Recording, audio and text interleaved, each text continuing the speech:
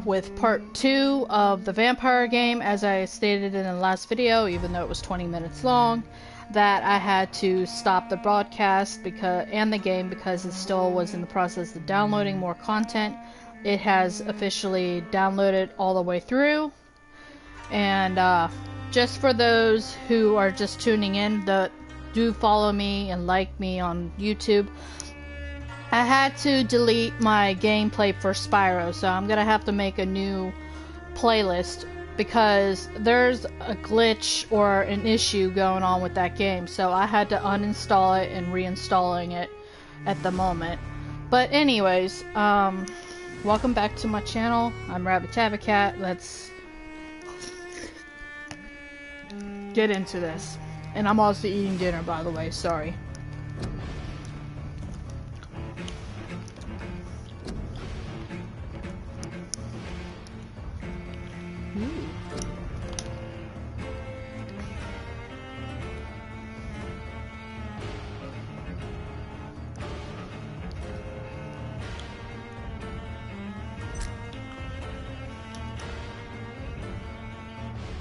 Yeah, so we're just a newborn vampire.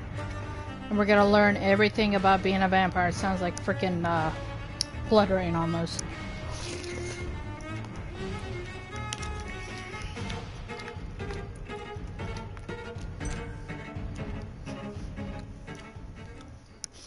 As I said before, I've been wanting to, I wouldn't say desperately wanting to play this game, but I've been hearing a lot of good things about it. So I'm hoping it's really worth it, what I downloaded.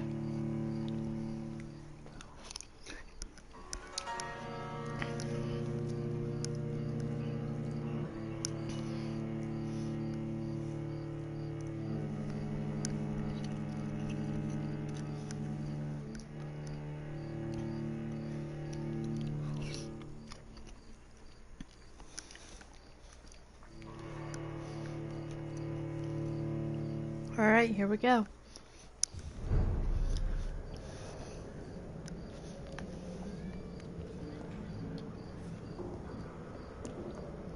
Still daylight, it looks like.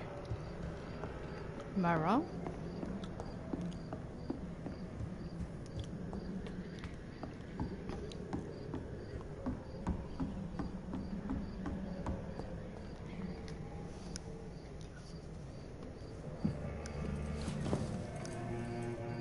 This makes no sense.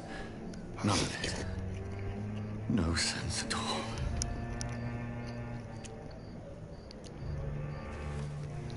It's a nightmare. That's it.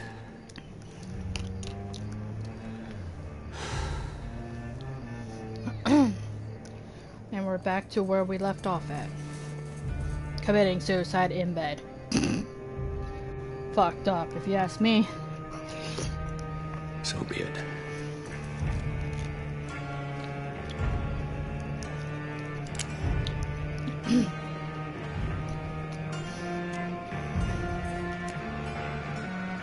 Jesus Christ. Rational thinking only.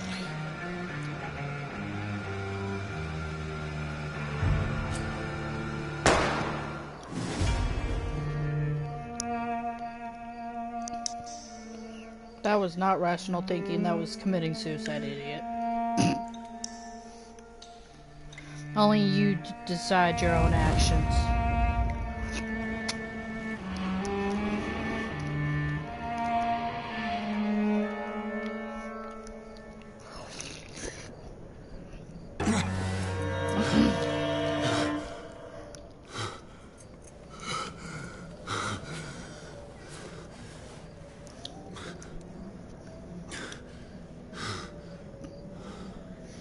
The hell?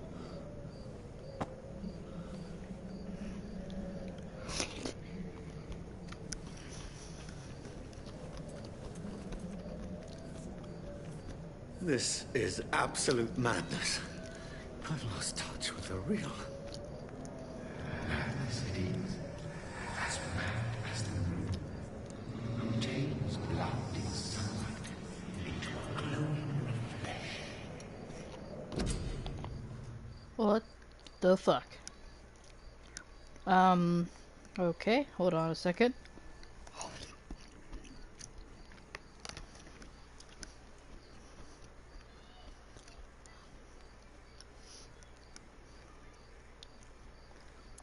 Okay.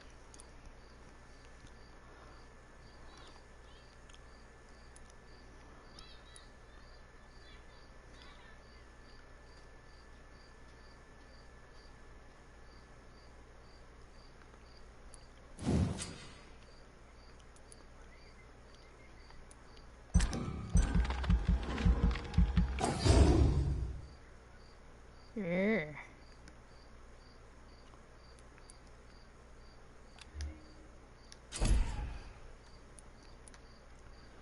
Aggressive. Ooh.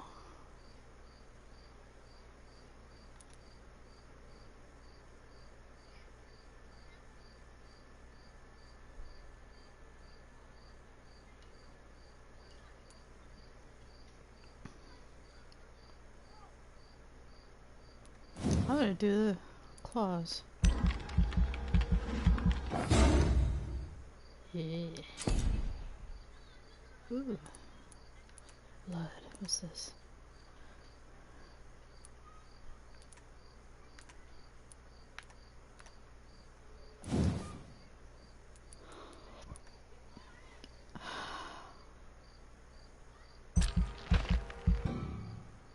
Okay, maybe not. Well, that's fine.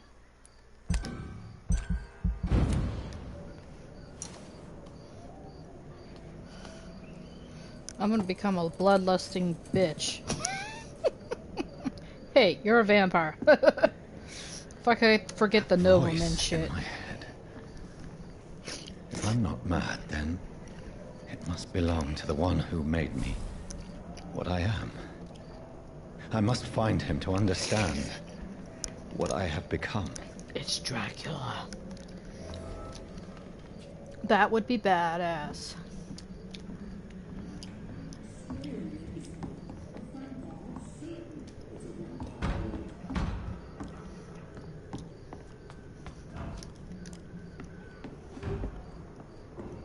The hell? Where is it? It's close. These people want me dead. I need to leave now. Please don't jump out and scare the shit out of me. That's all I ask. Here's the leech. Here! Ooh. Holy shit. My head's spinning. You'll get used to it. No, I don't want to come out yet. I cannot enter. Because you're not invited. That's why. You've not been invited.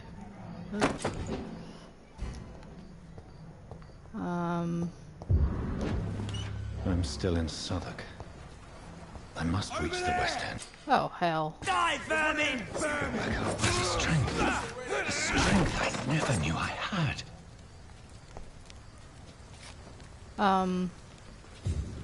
The fuck?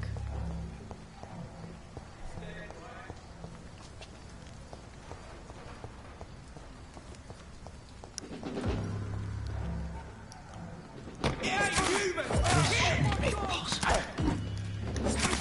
Every sinew, every fiber of my being is afire.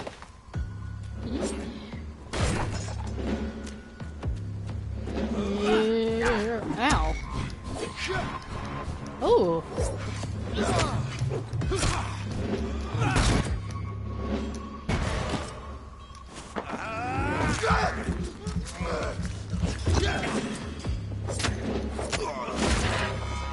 My God strength, damn. my reflexes. I'm not human anymore. You're a blood butcher. Oh my god. Bloodthirsty butcher. Woo! Hello. Yeah. It's up here. Whee! We're gonna do that again, huh? Whee!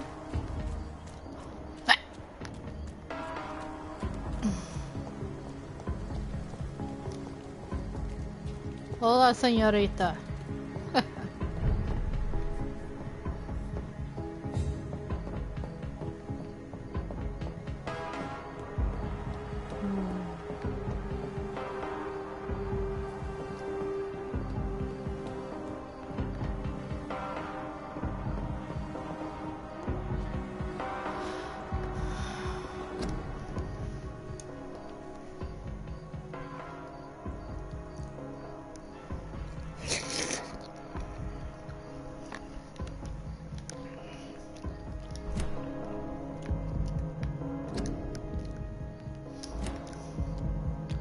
My poor sister.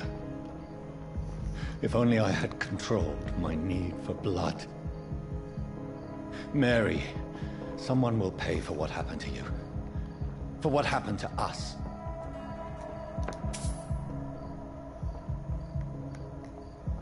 It's locked. It's locked, all right.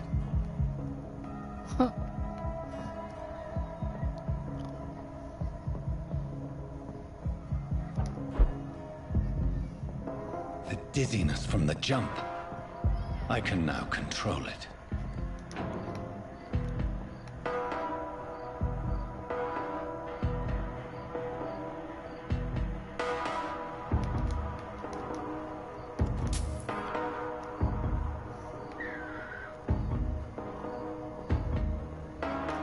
I cannot enter.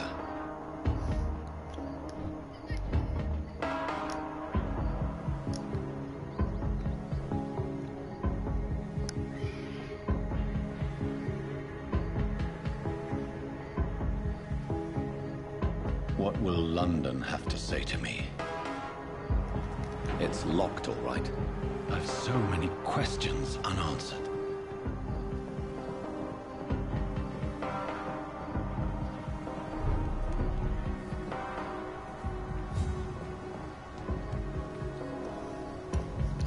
Another corpse. Have the very streets of London become a mausoleum?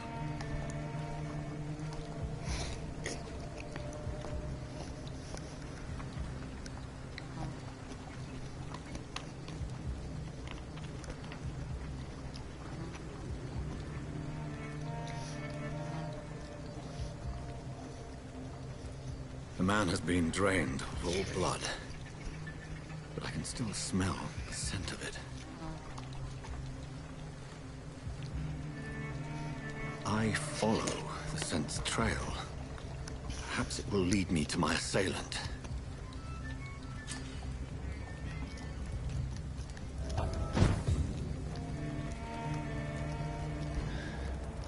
Fresh blood. The smell is so strong. Where has everyone gone? According to the blood patterns, that's where the victim was attacked. So that must be the killer's trail. That's strange. The trail is very erratic, as if the killer was drunk or hesitant.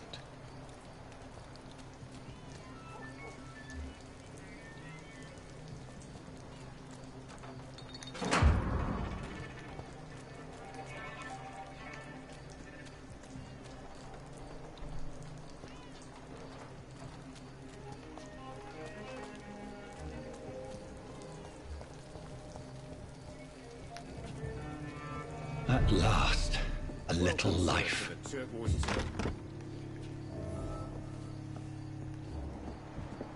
Whoever he may be, the killer recently entered this bar. Maybe some of the locals saw him. This is no place for you. Prewen has several patrols roaming the area. They do not pursue me. They're looking for vampires, and they're most efficient. They'll not relent until the killer has been identified. I have a common objective, but I require... I think someone is eavesdropping. Are you certain? You might as well come in, whoever you are. Slowly, vampire. Who are you? I mean you no harm, saith the vampire. Present yourself. I need a word with anyone.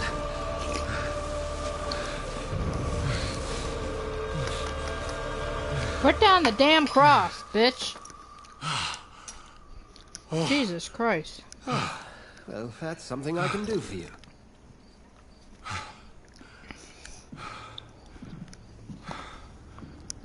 You better.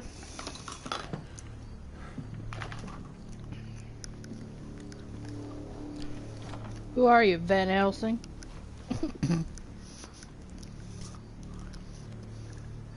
And who might you be?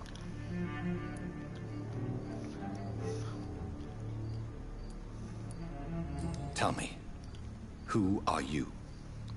First, tell me what you want. Then I may tell you. That's none of your concern. Sir, you have entered my room in the middle of the night, pale as a corpse and shaking like a tree. So please, indulge me. Someone is molesting people. In fact, killing them. Biting them. The calling card of a vampire. Like you.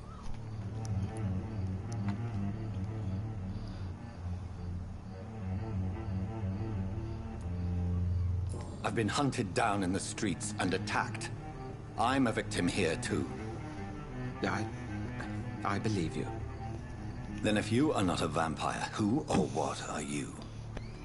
Dr. Edgar Swansea of the Brotherhood of St. Paul. I'm performing an independent investigation here in an attempt to understand precisely what is going on.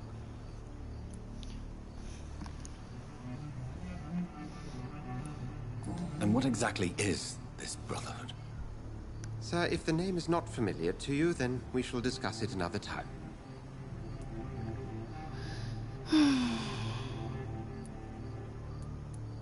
I heard another voice, that of a woman. Who were you talking to? Ridiculous. I've no idea what you're talking about. Something tells me not to trust you. Then the feeling is mutual. Then help me find the culprit. I may. If you'll first tell me why you opened this door. I followed a trail.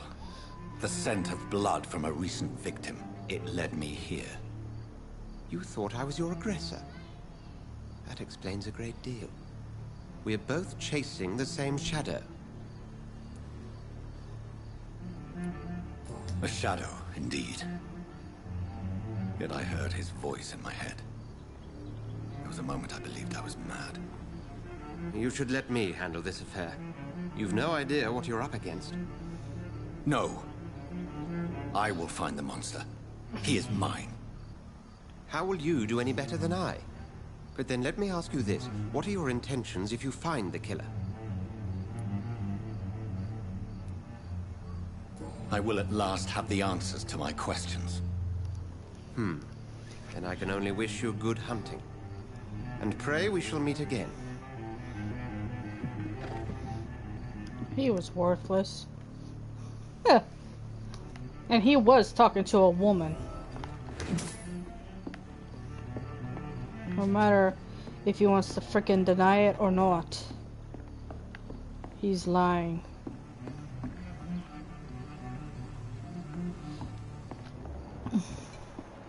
If Swansea is not my attacker, it means somebody else came here tonight. Someone must know something. Good evening, sir. I wondered if I could ask for your help. Wow, you look like you need a drink. Yes. I apologize for my outfit. It's been a long night. Been there, seen that. Don't worry, things can only get worse. Has anybody entered the bar recently? Can't say. Sorry. I spent the night making love to that gorgeous bowl, see? This is important, sir. Are you sure no one has come in here in the last few hours? I don't know and I don't care. This is a free country. People still have the right to come and go, don't they? I'll leave you to your bottle, then. My God, sir, you look like Jonah's whale just spat you out of hell. Can I get you a drink? No, thank you. I'm not thirsty. Well, grab a chair and get some rest. This is going to be another long night. I think you're hiding something from me. I hide many things from many people, sir. That's what my job's about.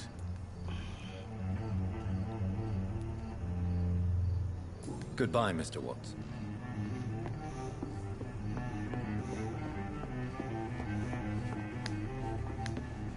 Evening, sir. Can I help you? I have a few questions for you. Well, if you must.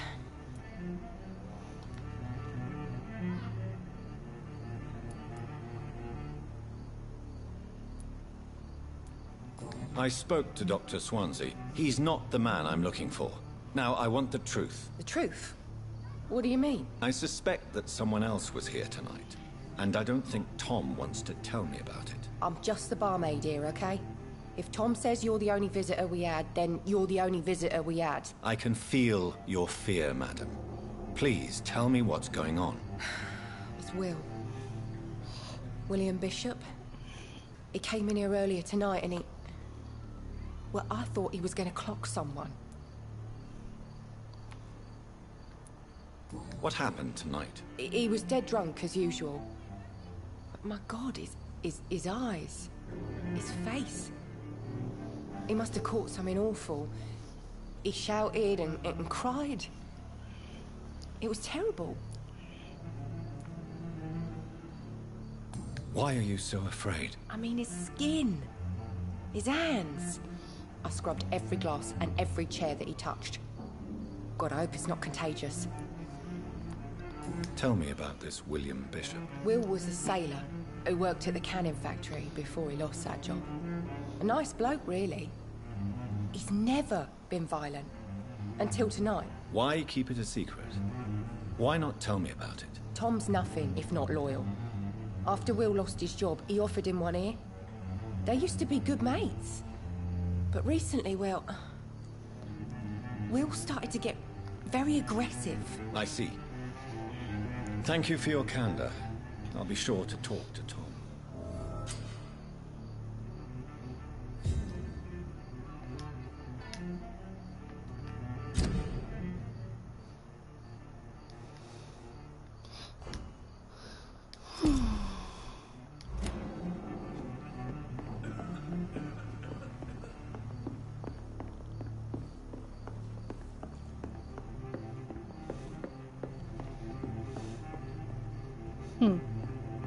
Go hunt your shadow.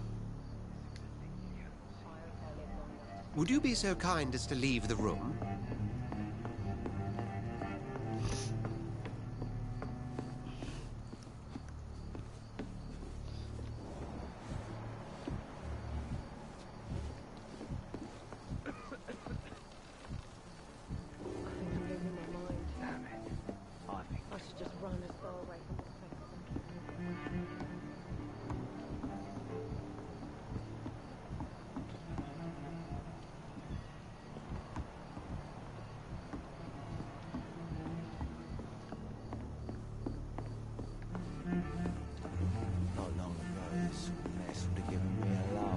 Are they stupid or something? I've never even been to India. It's locked, all right.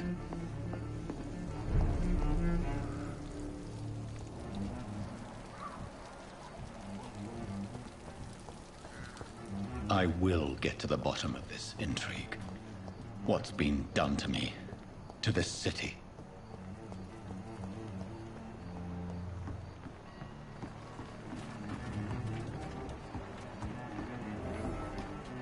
The body is still warm. This man has just been drained of blood. This corpse has been dried of its blood, just like the previous victim.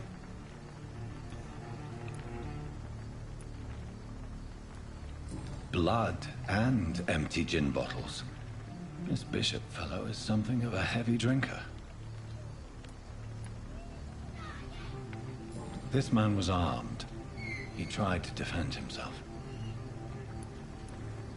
What's this? Some sort of note. There are blood splats on the other side of the canal. I must reach that barge.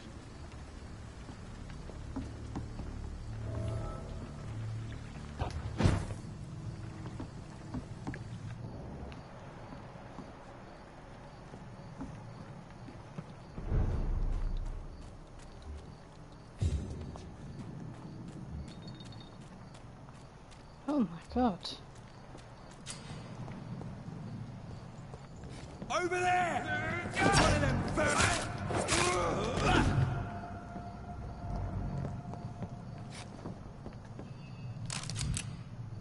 Ammunition crate.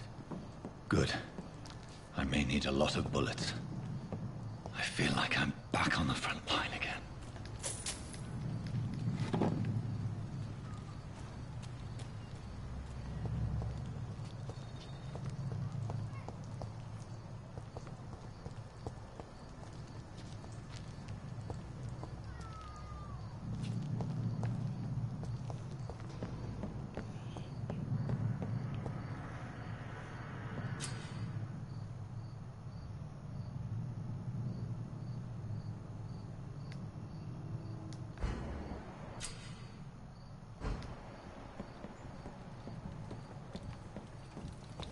Cross the leash, boys! Over there! There's one of them vermin!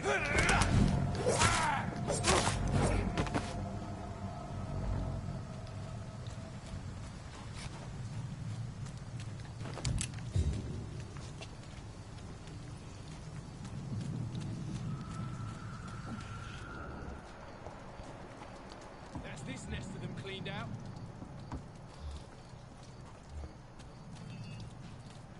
Watch yourselves! Murdering bastard!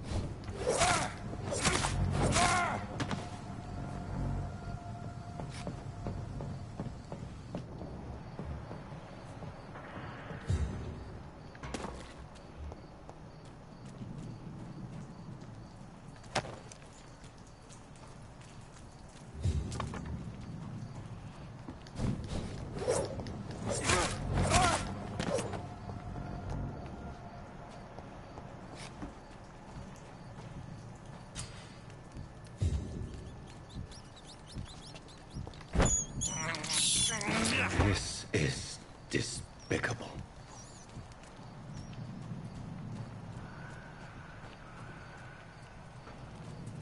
It's locked.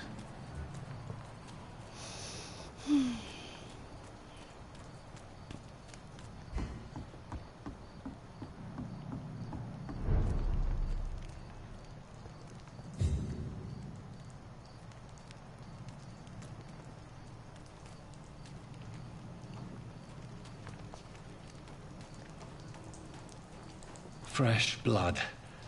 The whole building reeks of it. The scent is so strong it makes me dizzy.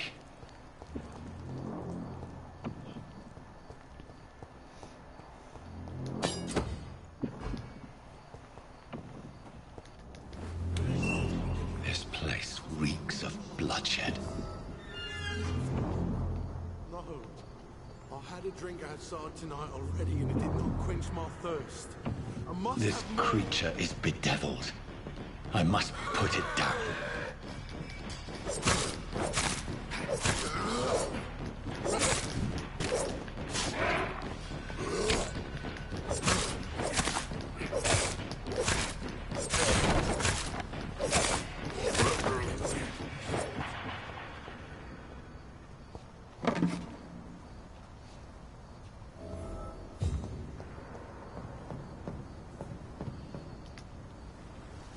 William was an honourable man. I could have saved him. Mr. Hampton, are you in there? I knew him well, another lost soul, a kindred spirit. Sir, listen to the sound of my voice. I'm a doctor.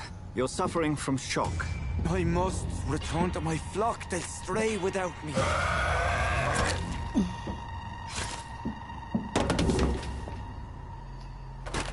Remember, certain skulls are every bit as resistant as we are. Who are you? What do you mean by Skal? You truly are a newborn. I should have realized. Wait. You are the woman from the bar. Are you... like me? Can you help me? I believe, sir, I already have.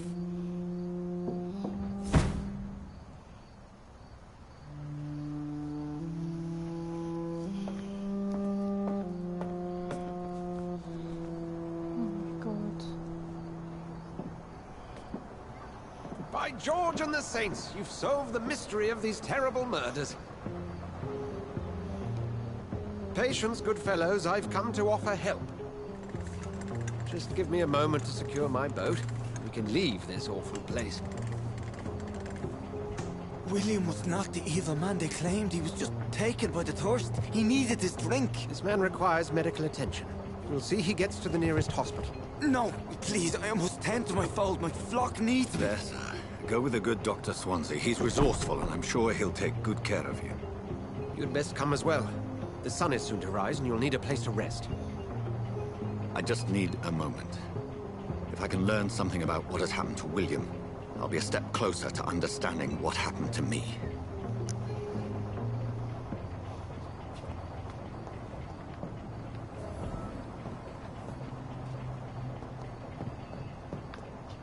This poor creature can't be my maker. Could it be some subspecies of vampire?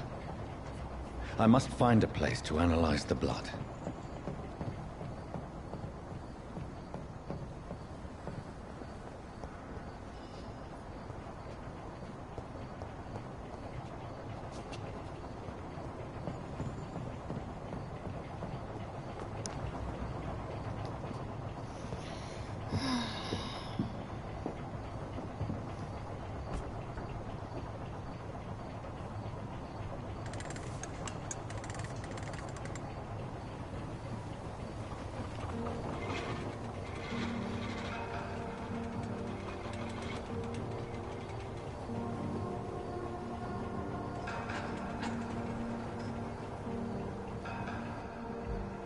Where are we headed? We're on our way to the Pembroke Hospital. It's just across the canal. They'll have a bed for poor Mr. Hampton. William was... what manner of creature was he? Predator, prey, villain, and victim. Who can say? The important thing is that he's been stopped. Duly noted. And the woman? What... who is she? What woman? Oh, don't play me for a fool. You used me to locate that Skal. You must know who she is. And I thought you a gentleman. You shouldn't talk about a lady behind her back, but I will tell you she values her privacy. Were London as peaceful as she appears from the middle of the canal? If only that were the reality of the situation. To be honest, I've always tried to avoid this part of town. Pembroke Hospital is the last bastion between the rest of London and the epidemic. The flu has decimated the East End and the war still rages. Welcome to the front lines of a plague. This is where you work, Dr. Swansea? I am the administrator of Pembroke Hospital. I thought you were here in service of your mysterious order, the Brotherhood of... Of St. Paul's Stole, yes. But first and foremost, I'm a man of science. A physician, like yourself, Dr. Reed. How do you know who I am? No need for modesty. You are Dr. Jonathan Reed. A surgeon of some caliber and renown, if I'm not mistaken. You are correct, sir. I knew it!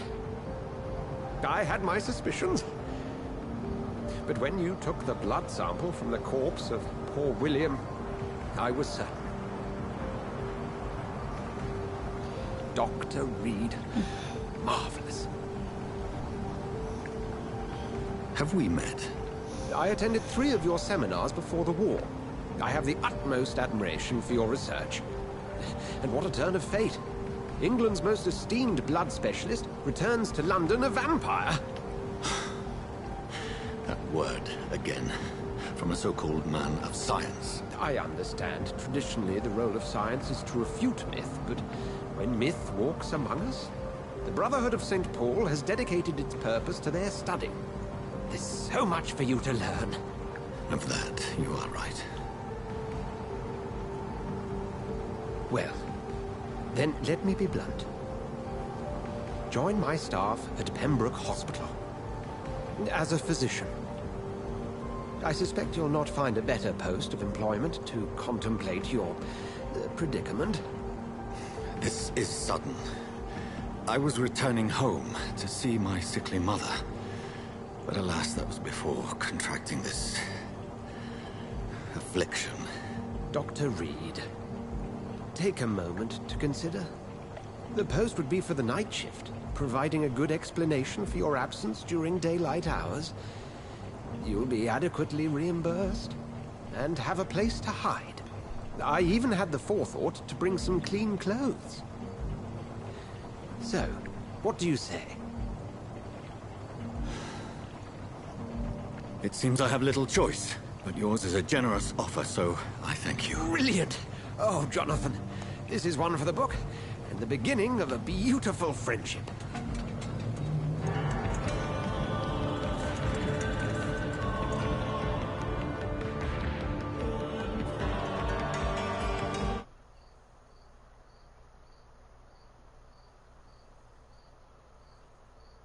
Wow, that was interesting.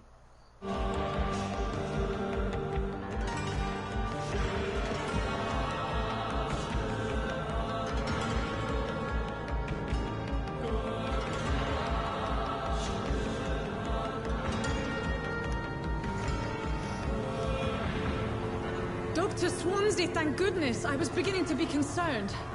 Worry no more, Nurse Crane, for I bring good news.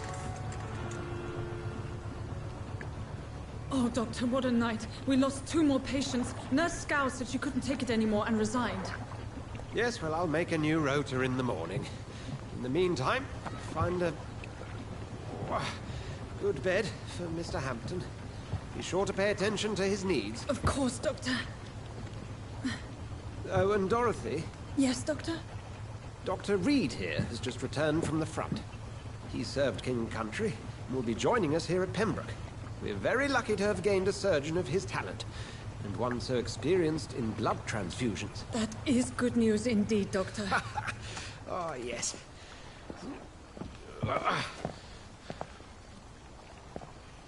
Here at Pembroke, it's not what we have, but what we haven't. It's only thanks to Nurse Crane and the staff that our ship doesn't sink. If you have any questions, just ask her. Duly noted. Thank you. Your assistance is required, Dr. Swansea, immediately. Welcome aboard, Jonathan. We'll catch up after my rounds. I'm coming, Nurse Crane. I'm coming.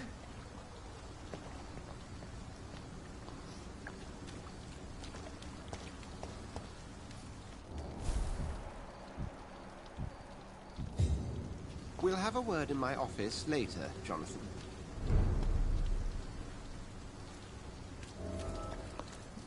Come on, you bastard! You can do better than that!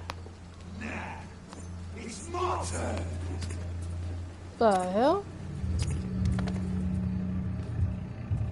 Rotten or pristine, each heart contains the seeds of life.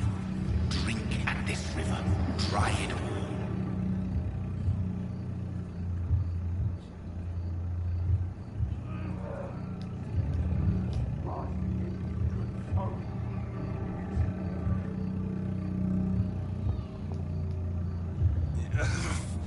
Oh, come on, you bastard! I won't bite. Sir, please. You've lost too much blood. Calm yourself. You think I didn't notice? Stop your staring and get me to an hospital, you arse! Insulting a good Samaritan. Not exactly the way to get rescued. All right, sorry. I am in pain here. My guts are spilling out onto the street and you're yabbering on. Yes. That's a very nasty wound you've got there. Take my word, I am a doctor. Dr. Jonathan Reed. Name's Clay Cox. I'd appreciate you helping me to a better place, Doc. Follow me, Mr. Cox. Let me assist you to that better place.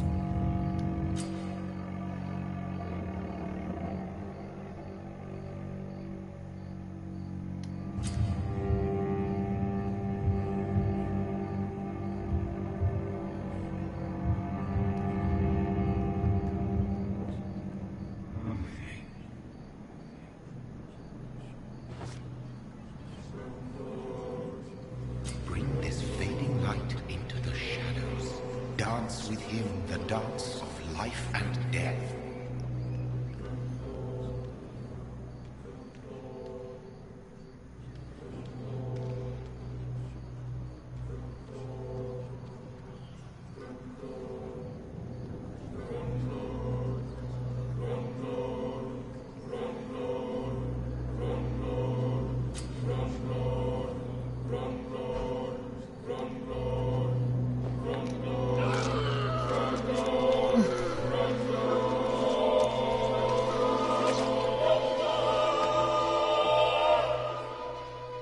In the back, you bastard! Didn't have the guts to fight me. Fuck you. I'll kill you. I'll kill you.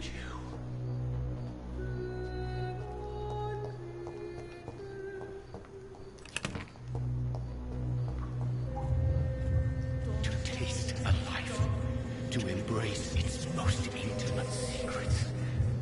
Such a burden, such a divine sin.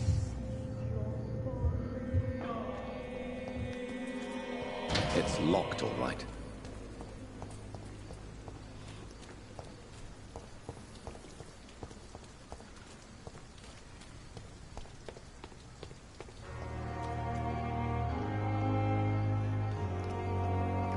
I'm not one to make wait, Doctor. Doctor, where have you been? I've little time to play hide and seek with new staff members, no matter how illustrious they may be. I apologize, nurse. I needed some time to myself. This has been the longest and strangest night of my life. You delivered poor Mr. Hampton from a terrible fate. The means to that end should be of little concern, Doctor. Thank you, nurse. What can I do for you? Dr. Swansea insisted we provide you a quiet office. You'll find it on the second floor with your name on the door. Thank you. Nurse Crane, isn't it? Yes, Dorothy Crane. Welcome to Pembroke Hospital, Dr. Reed. Your office has been prepared. I would like to ask a few questions first. And Mr. Hampton, the patient we brought in, how does he fare? I gave him a sedative to help him sleep. Poor thing was in quite a state of shock. What kind of man is Dr. Swansea? Well, you accepted the job from him. I thought you would have known about your employer.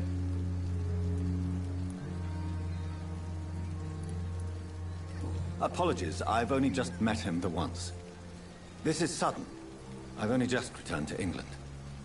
Dr. Swansea is a brilliant surgeon and the most compassionate physician.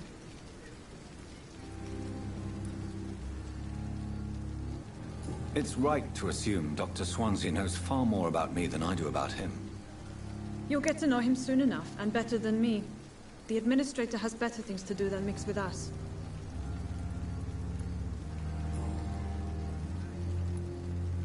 If you could point me in the direction of my room again, nurse.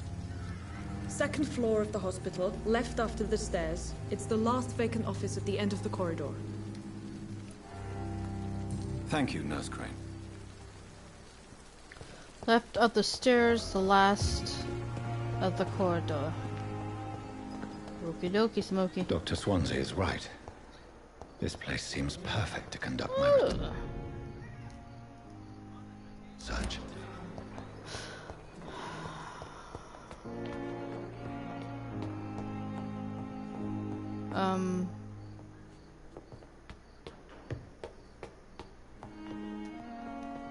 Okay, not that way.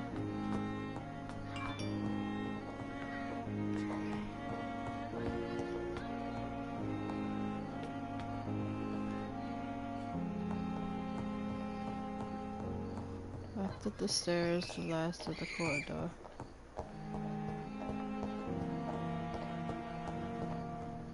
Yep, right there. This must be the place. It's definitely away from prying eyes. Relegated to the shadows. A kingdom of my own. At least I won't be sleeping in a coffin.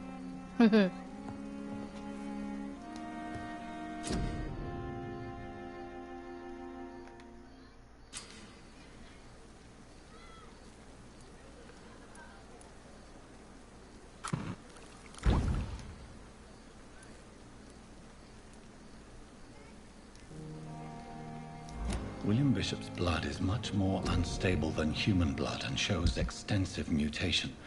But this is not what happened to me. I must keep on searching.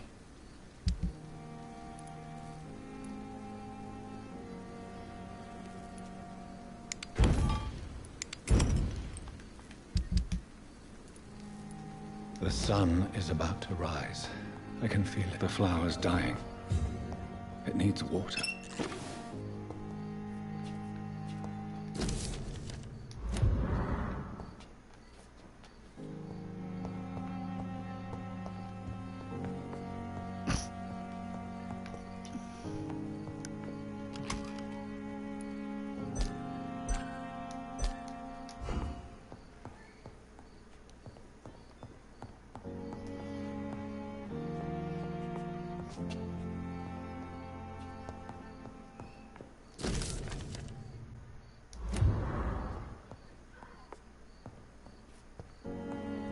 The flower's dying. It needs water.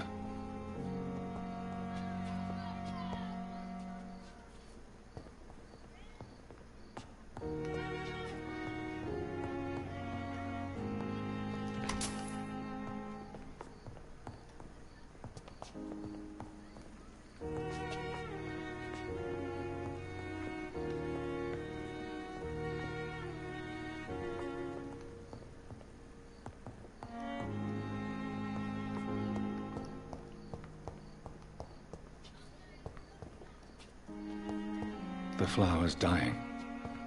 It needs water.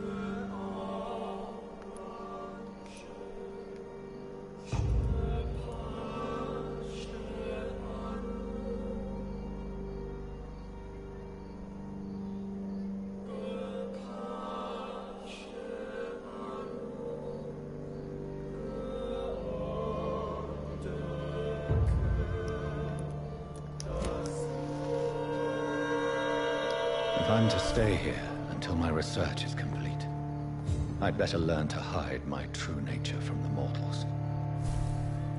But what about my thirst for blood?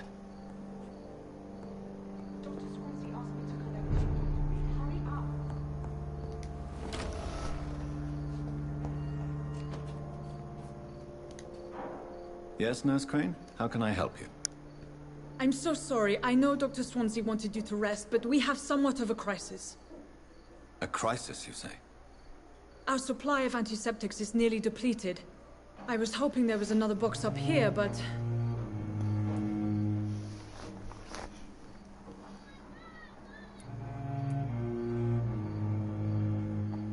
Sorry.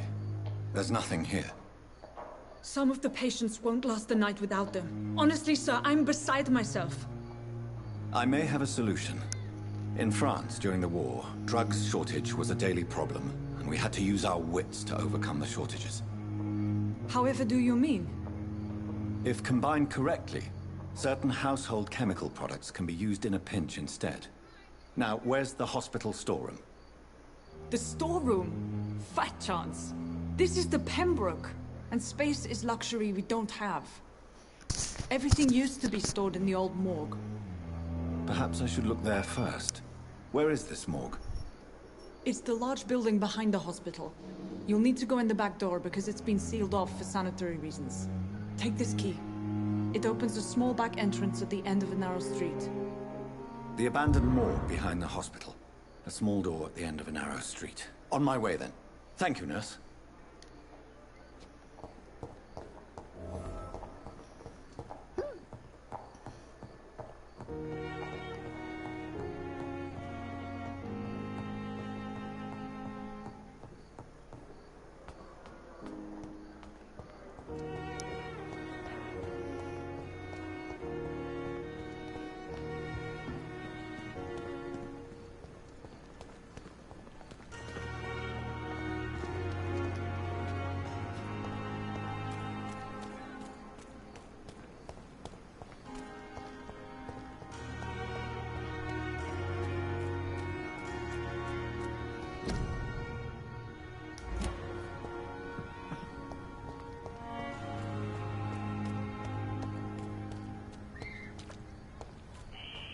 Scowl voices in the garden. I should investigate. If they were to find somebody.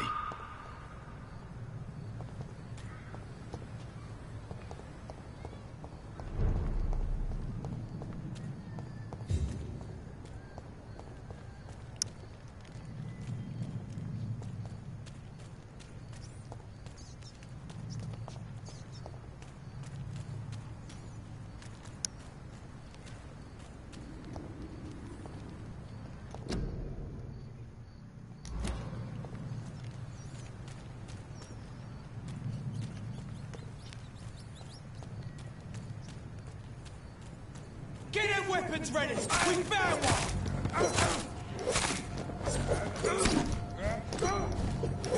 Watch it!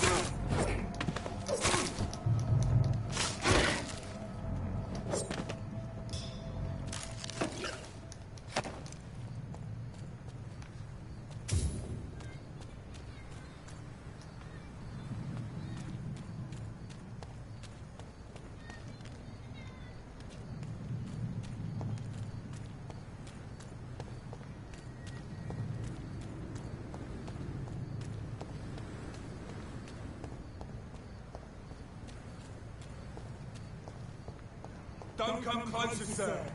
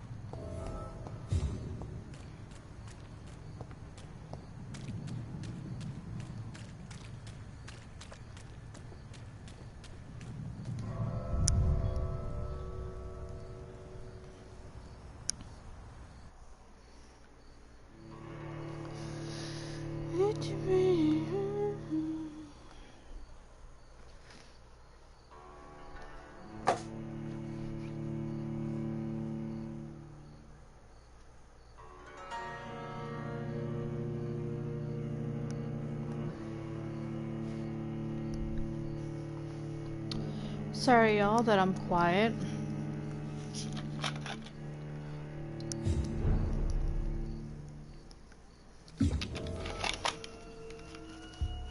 Alright. The old morgue.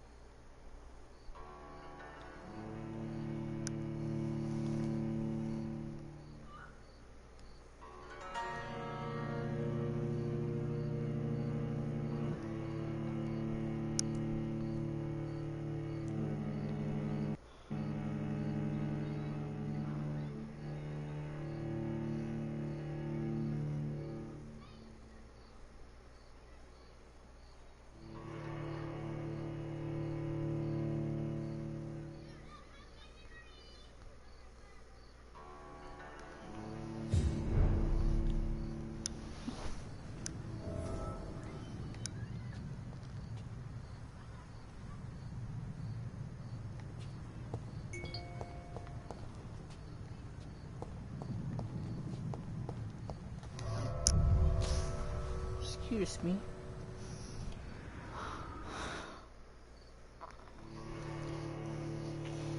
This is definitely confusing.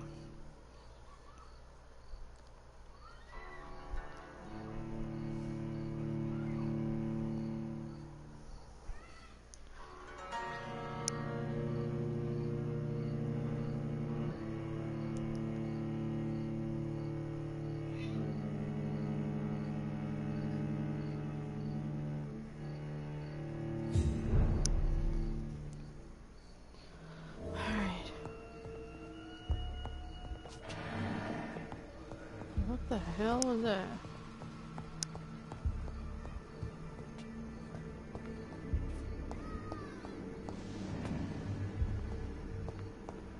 Hola, anybody here? Call this the old morgue.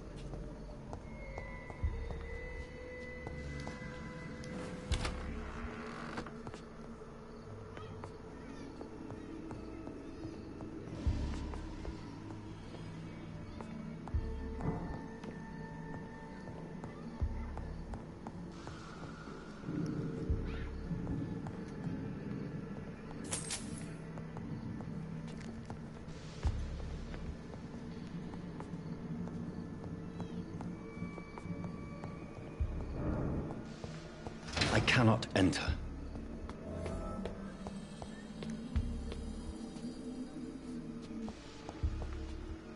Ooh, stairs.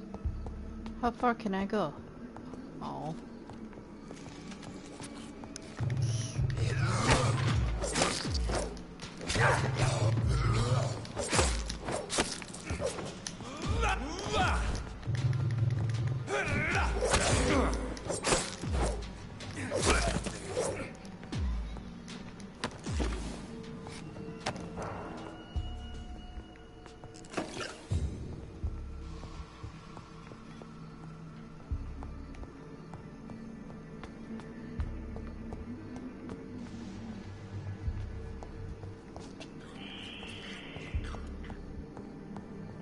Balls of Mars. Fortifiers.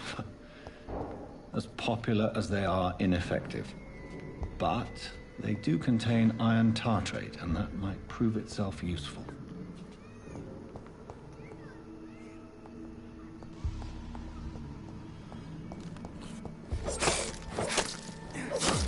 Behavior is similar to the infected William Bishop. Must be the same strain.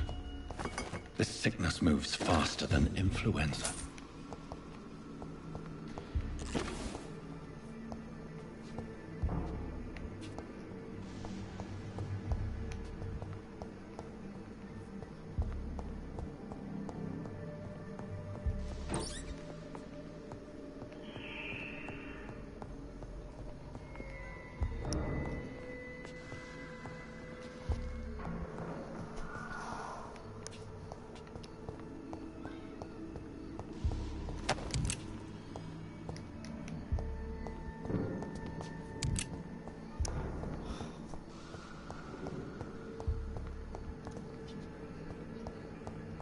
It's locked, all right.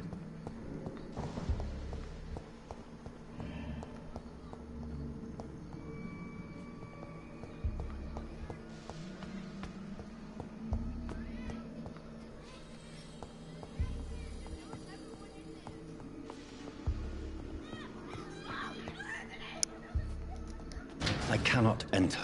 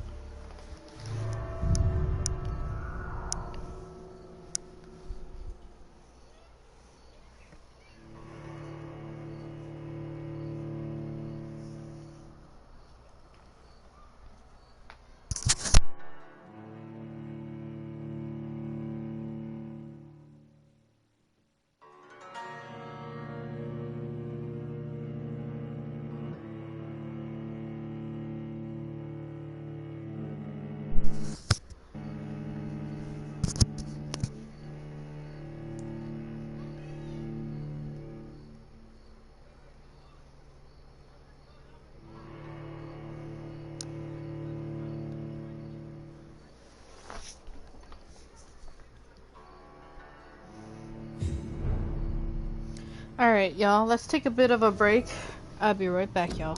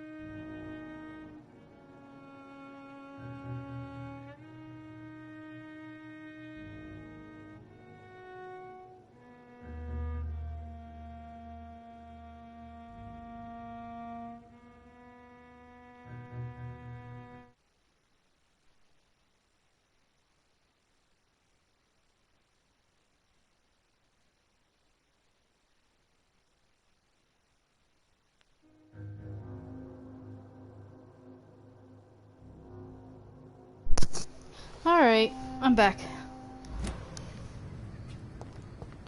Alright, so that's where we came from. It's telling us to go this way.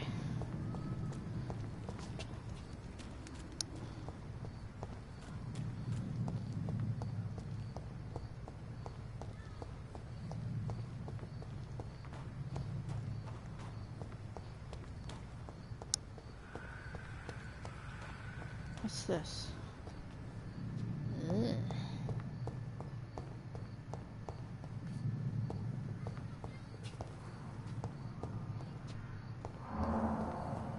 What the fuck was that?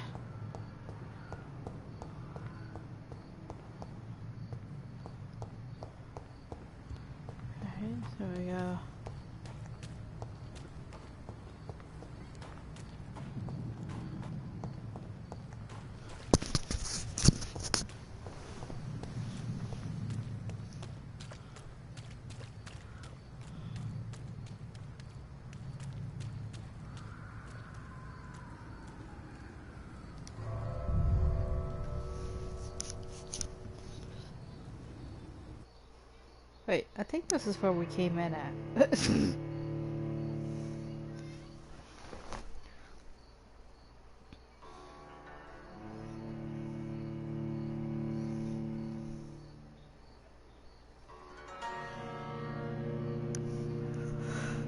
Who knows?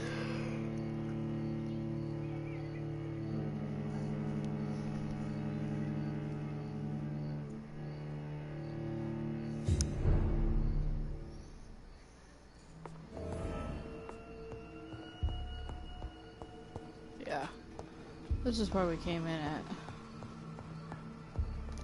Let's go down that alley.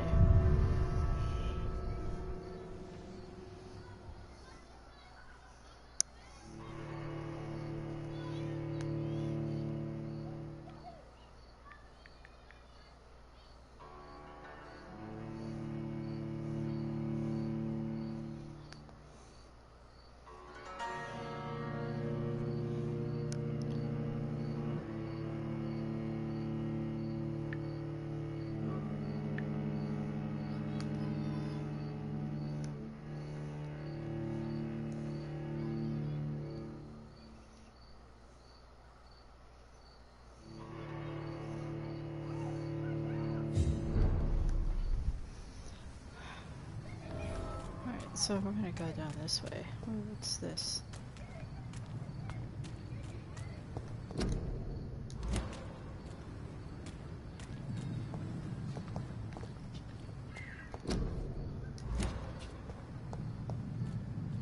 Sorry, I can't go that way.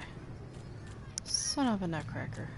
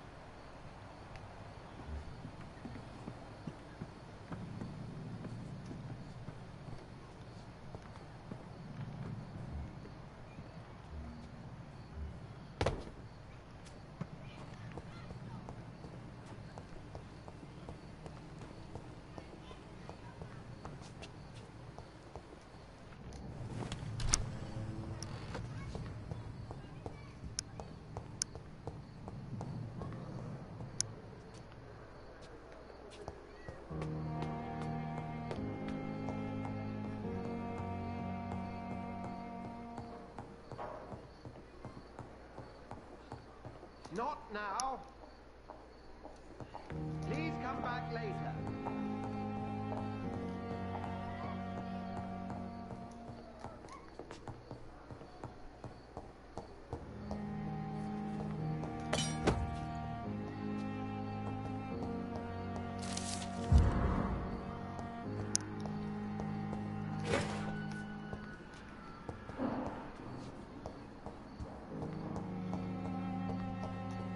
It's locked.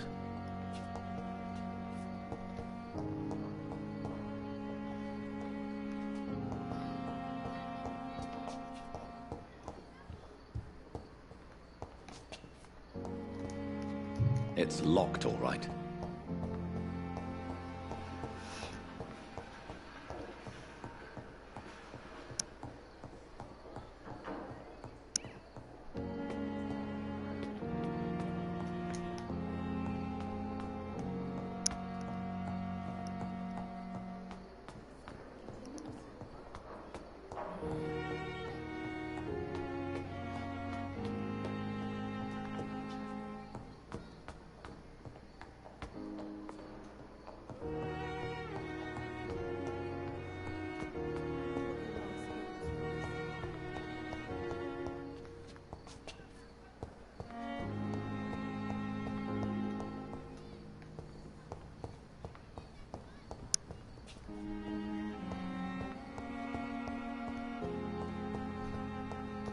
It's locked. It's locked. It's locked, all right.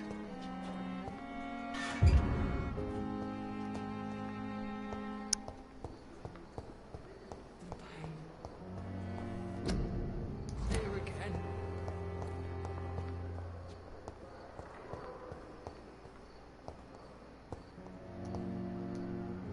Good evening, Mr. Hampton. How do you feel? Dr. Reed, is it? Oh, sir, I must apologize for my behavior. What do you mean? I was not myself in the factory. Fear and exhaustion made me say awful things to you, I'm afraid. You remained perfectly nice and polite. A little delirious, perhaps. But who wouldn't be after enduring an abduction? Thank you, Doctor. That's a relief.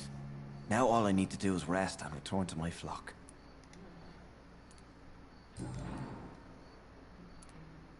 What do you do for a living, Mr. Hampton?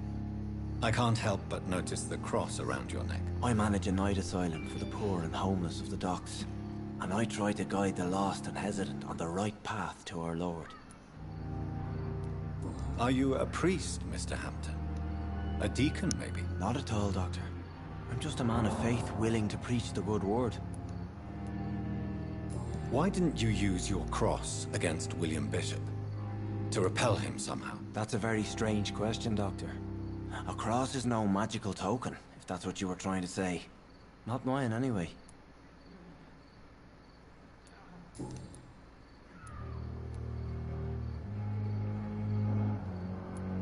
Have you made friends since you arrived? Not really, but I recognize Miss Harriet Jones. I knew her when she lived by the docks. That poor woman had such a miserable life. You never came to see her here at Pembroke? Receiving visits when sick can be an important part of the healing process, you know. We're not just bodies. You're preaching to the converted now, Doctor. To be truly honest, I thought she was dead. She left the docks many months ago. How do you feel, Mr. Hampton? Medically speaking, I mean. I feel exhausted. Beyond exhaustion, actually. William drank so much of my blood in his madness. I feel empty. You're in good hands here. Dr. Swansea is well versed in blood transfusion, and I'm sure he'll take the best care of you. Thank you, sir. I believe all I need is rest. And then I can go back to the people who need me.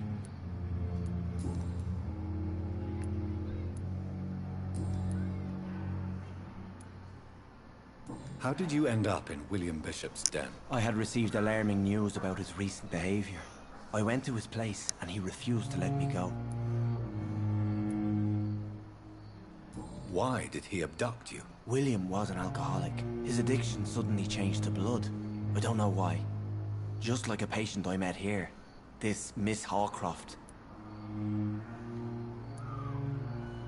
You dared to enter this awful place alone. You're a hero, Mr. Hampton. or a fool. I'm just a man trying to help his friends, Dr. Reed. William Bishop was a conflicted soul, searching for light.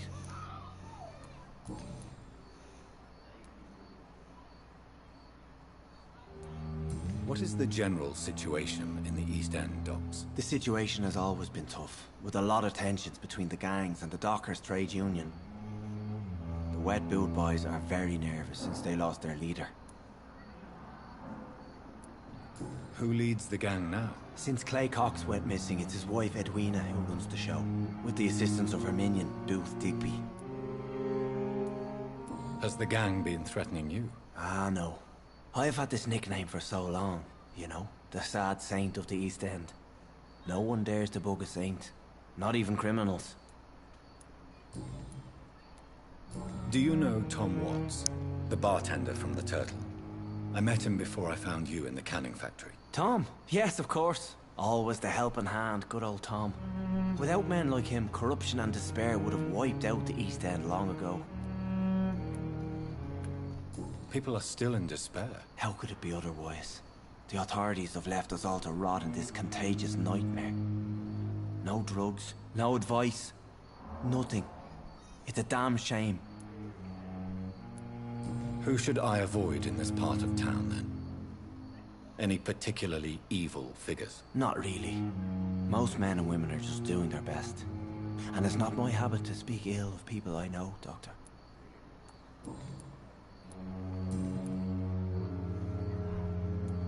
Goodbye, Mr. Hampton. We'll talk again later.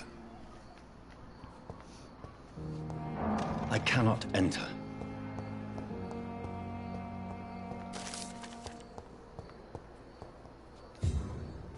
Good evening, sir. Can I help you? Unless you're here to fix my face. No. I don't think you can help me. I'm Dr. Reed. I've recently taken the position of head surgeon here.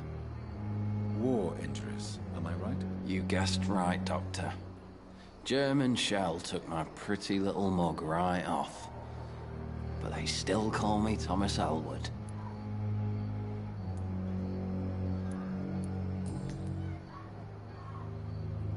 How is your stay with us, Mr. Elwood? Oh, it's bliss. I just escaped death in the trenches to be surrounded again by the moans of the dying. Can I ask you precisely why you're a patient here? It's the pain, sir. The drugs don't work. It just hurts under the scars, if you get my drift. Can I do anything for your pain? Nurses gave me a bunch of pills. No effect. Told you. It's like the flames are under my skin, burning away. Who is treating you? Is someone in particular looking after your case? Nobody since the old and tired doctor spoke to me. Started to think I was forgotten about. Wouldn't blame you. You don't seem worried by that. My face hurts so much more when I smile or cry. I've learned it's easier not to speak. But be assured I'm smiling inside.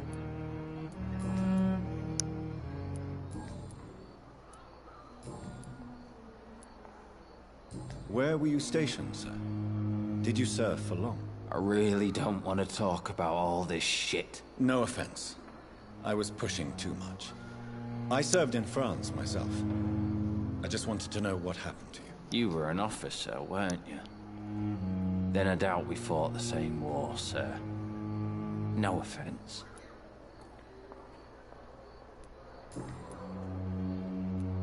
Goodbye for now, Mr. Elwood. Damn. The pain.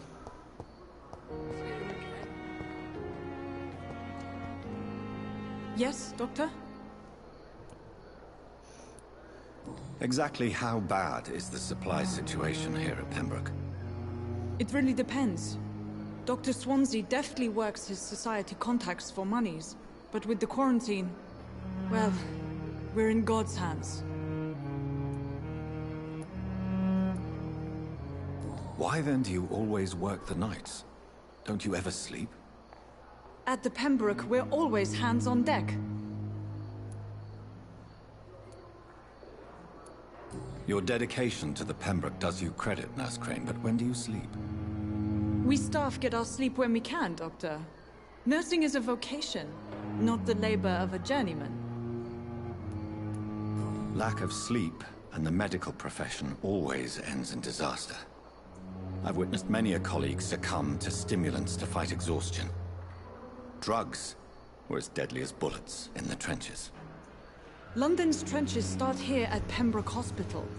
We are on the front line, make no mistake.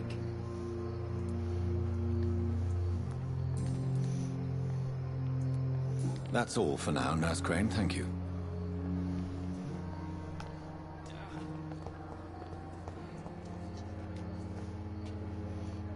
Good evening, Nurse. Good evening, Doctor.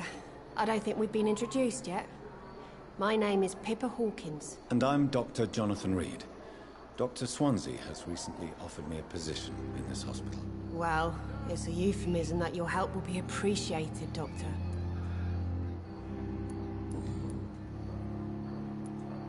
How would you describe the situation at the Pembroke Hospital? It's serious.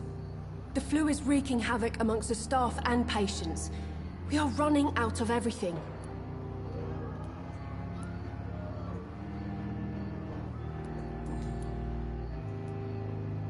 How long have you been a nurse? Well, long enough to see that the epidemic is winning.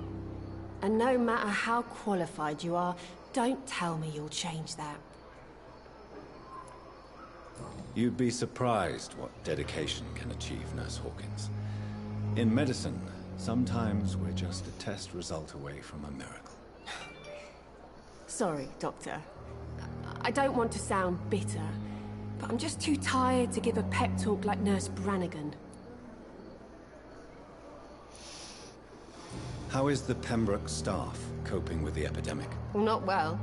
Milton, the ambulance driver, is even more grumpy than usual, especially concerning doctors. Why is Milton grumpy on a daily basis? Is it just an act? Milton's not the kind of man who's bothered about a bad reputation, whether he deserved it or not.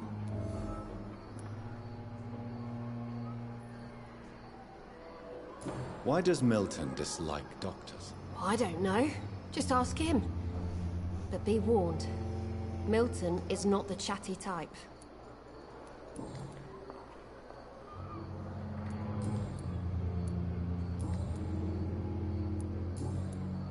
Goodbye, Nurse Hawkins.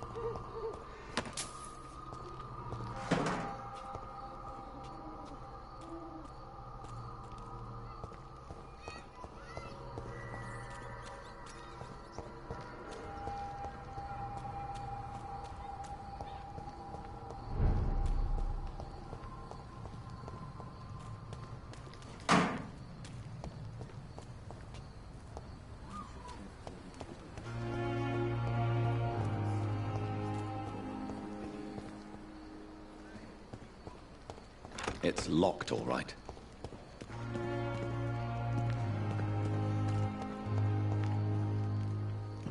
It's locked. Good evening. I'm Dr. Reed. Always a pleasure to meet a colleague, sir. Especially when he was supposedly dead. A colleague? Are you a doctor too? Not anymore, sir. I used to be Dr. Rakesh Chadana. Now, I'm just Mr. Chadana, pawnbroker and humble guardian of this morgue. What do you mean, you used to be a doctor? Was your license revoked? No, sir. It is just that I like to be precise. I run a little pawn shop while taking care of the dead. But I used to be a real doctor.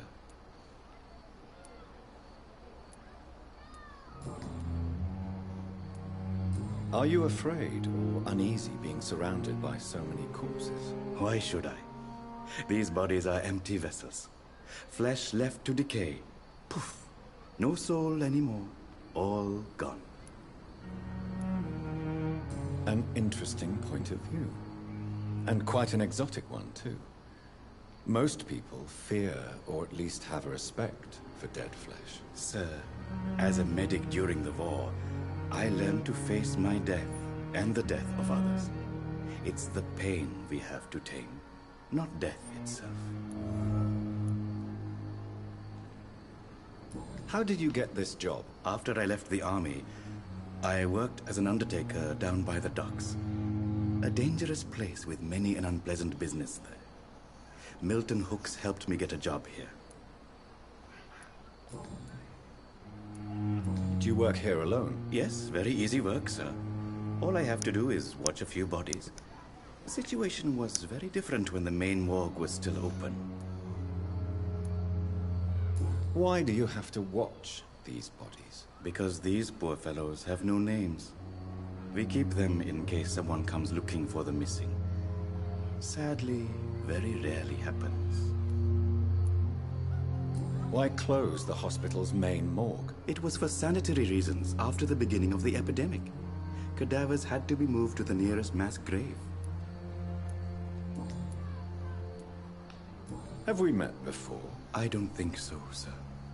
Why? When we first talked, you said you were glad to meet me since I was reported dead. Funny story, sir.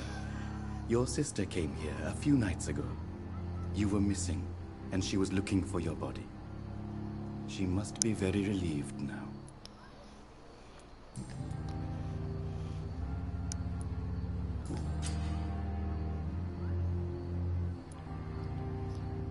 Since you're not afraid of dying, do you believe in life after death, Rakesh? No. I believe we must do all the good we can while alive.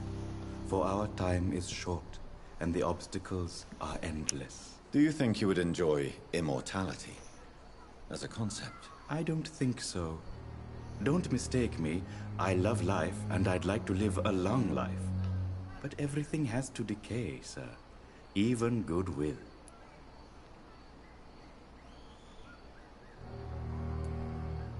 Do you really believe goodwill cannot last? As I said, sir, everything decays.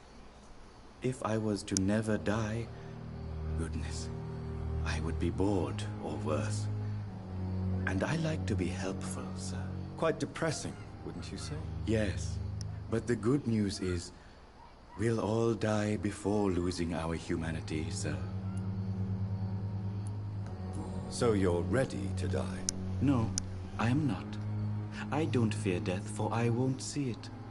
What troubles me is the pain my death will inflict to those I know. You're a wise man, Mr. Chidana. No, Dr. Reed. I am a foolish man. But I like to think otherwise.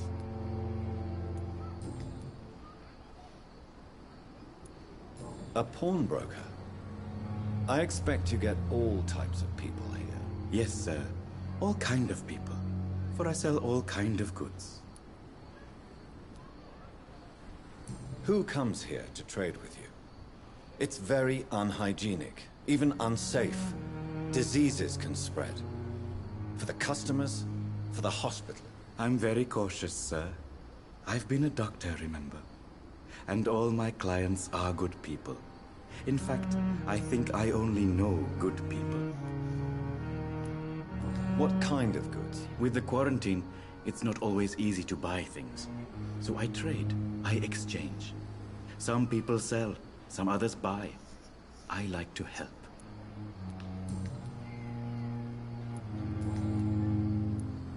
Please show me what you have to sell. Of course. It's just trinkets and curios, really. But I'm sure they can be useful.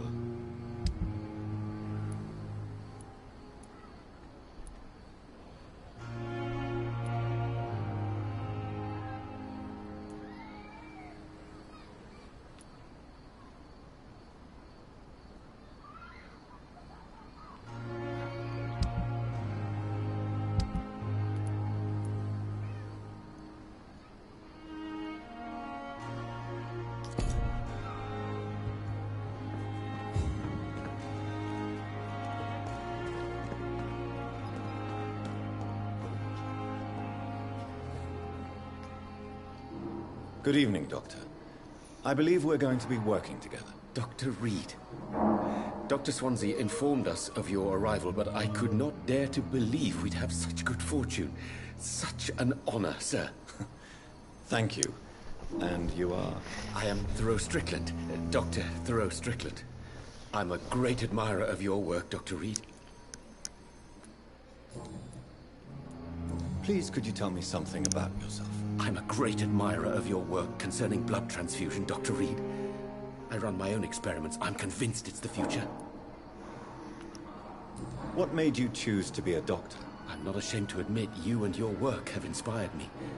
I am honored to have the opportunity to work by your side.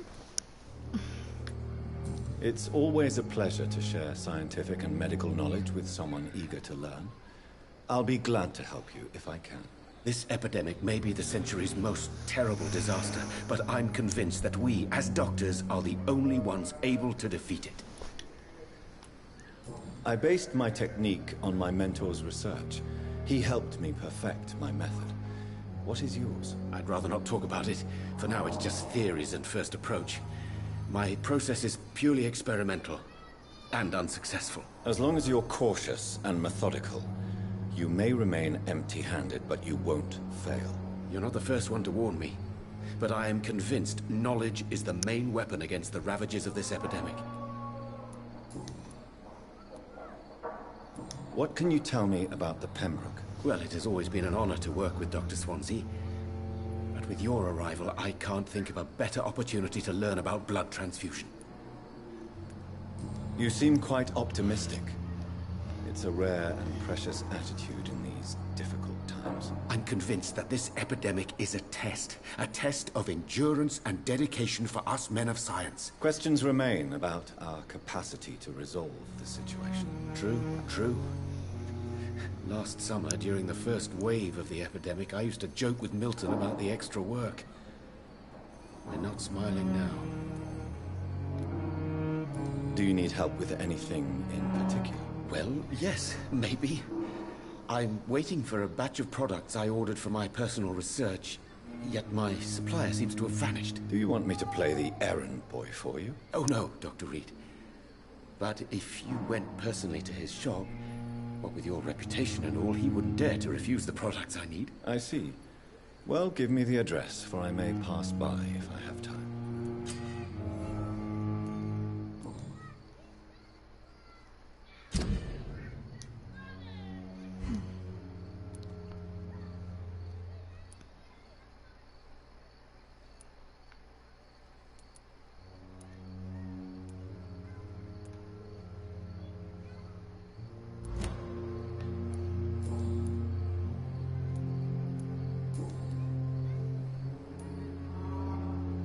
Tell me more about your willingness to experiment with new medical techniques. Harvey Fiddick is a patient suffering from a severe injury that could cripple him if not treated correctly. I'm convinced your blood transfusion technique could help him. What is it you really want? To save him, or to prove your point? Fair question. I want nothing but to save my patient, Dr. Reed. Especially since I know Mr. Fiddick's story. This personal involvement could also appear to be a lack of impartiality. You must know that a good surgeon must remain neutral. I agree. But that does not excuse Dr. Ackroyd's behavior. A man who did not even take time to converse with his patient. Do you think keeping his distance was a mistake? All I know is that I'm taking care of human beings with desires, hopes, and fears. Not some biological machine comprised of blood, bones, and flesh. Tell me Mr. Fiddick's story. Our first diagnosis was compromised because Mr. Fiddick lied to us about the real origin of his injury. He first claimed it was an accident. But why would he hide such crucial information from us? Because he is a proud father, ashamed of putting his children at risk because of his own negligence.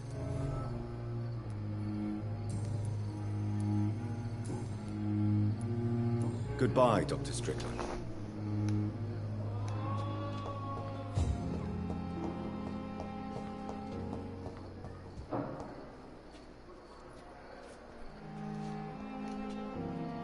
Good evening, sir.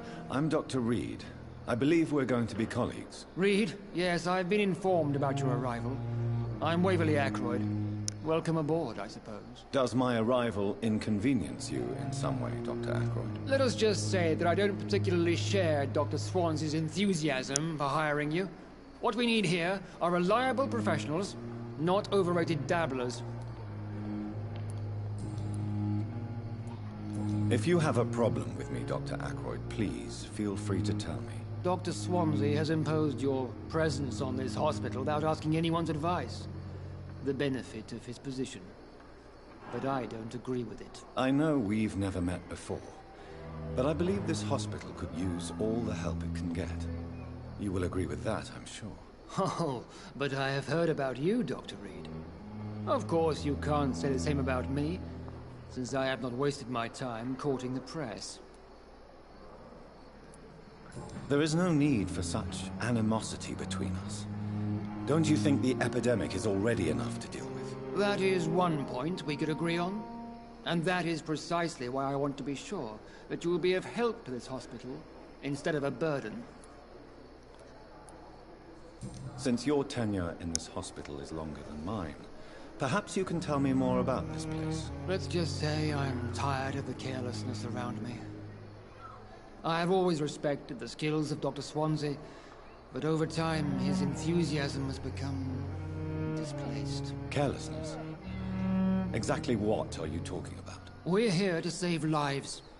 The people who trust us are not volunteering for experimentation. They're here to be healed. I don't intend to run any radical experiments, Doctor. Even if I, as any good practitioner should, express an interest in pushing the boundaries of medical research. Modern medical methods were created through audacity and ego. But there are rules in our line of work, and they're here to protect our patients. Tell me, Waverly, what do you think of Dr. Strickland's enthusiasm for his experimental research? Strickland is playing with his patients' lives for pride and glory. Now that, sir, is unethical. Are you thinking about something in particular? Harvey Fiddick needs delicate surgery. I believe we should stick to the usual procedure, but my young colleague obviously disagrees. And are you not afraid that your rivalry with Strickland may be blinding you? Rivalry? I guess you could call it that.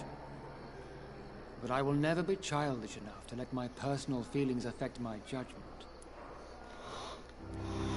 Why do you wish to lead this surgery? I strongly believe that Mr. Fiddick should not be butchered to test an unproven procedure. I really hope you're right about this, Dr. Ackroyd. I'm trusting your judgment on this. I'm not the kind of man who runs away from his responsibilities, Dr. Reed. There is no need for you to be looking over my shoulder.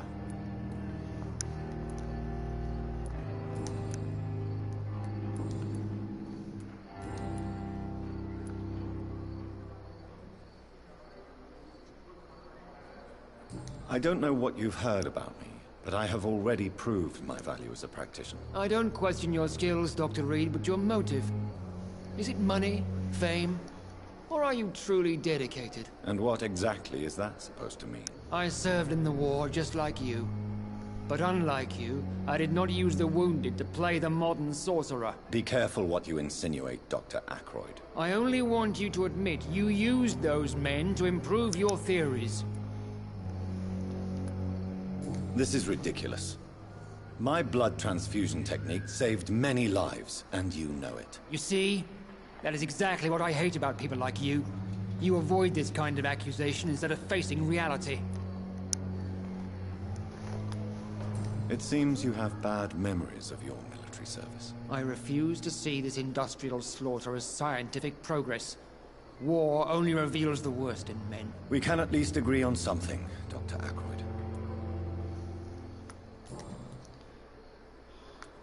Thank you for your time.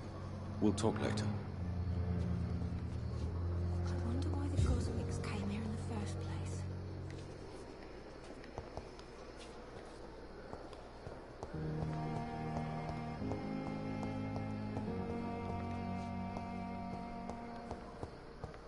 You are going to reveal all your secrets to me. Even the darkest thoughts in you. Good evening, miss. I'm Dr. Reed, the new surgeon at the Pembroke Hospital. And who are you? Your name has no meaning to me, mortal. You're nothing but dust blown by the winds of eternity. I beg your pardon? What are you begging for, mortal? My clemency? Well, tonight maybe I'm inclined to mercy. You'll never forget the night you met Thelma Howcroft. You keep calling me mortal. Why is that? And if I'm mortal, what are you? Well, Dr. Reed, if you must know, I'm a vampire. And why do you believe you're a vampire? I don't need to believe anything. It is what I am. It is what I feel within this hollow shell of flesh. Please, describe to me how you feel. What is it like to be a vampire? I can hear my body crumble from the inside as my flesh cracks and fades. I sense the last pulse of postulant blood within my drying veins. I need new blood. I see. Have you ever heard of Cotard's syndrome, Miss Howcroft? Never. It's a mental illness discovered by a French neurologist named Jules Cotard. The affected patients are delusional. They believe that they are putrefying, that they are dead, a ghost or a ghoul, or in your case, a vampire. Delusional, you say? Oh, sad and petty mortal. You can't even begin to understand the concept of immortality. And you think it is I who am delusional. I'm assuming you must be a patient here. Am I right, Miss Howcroft? It's only a cover. To hide from my enemies. I can leave whenever I want. As a woman, a spirit, fog, or bat. Who are these enemies you mentioned? Can you describe them? I cannot say for sure. But I sense their eyes on me from nearby. I feel them watching me every time I visit the garden near the morgue. The staff here are not your enemy. They're here to help you, to care for you. I'm not speaking of the doctors in white. I'm speaking of the men and women who hunt me. For I am a vampire. I see. Don't worry. These people will not find you here. I'll personally make sure they leave you alone. Thank you, mortal. But do not interfere with them, for you are no match for those that hunt me.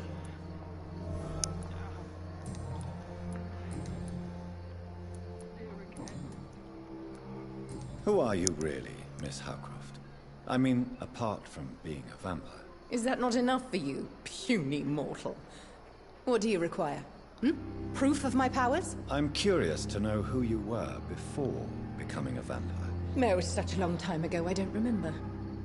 Centuries of unholy life can have strange effects on one's minds, you see? I'll leave you, Mistress of the Dark, to your nocturnal activities.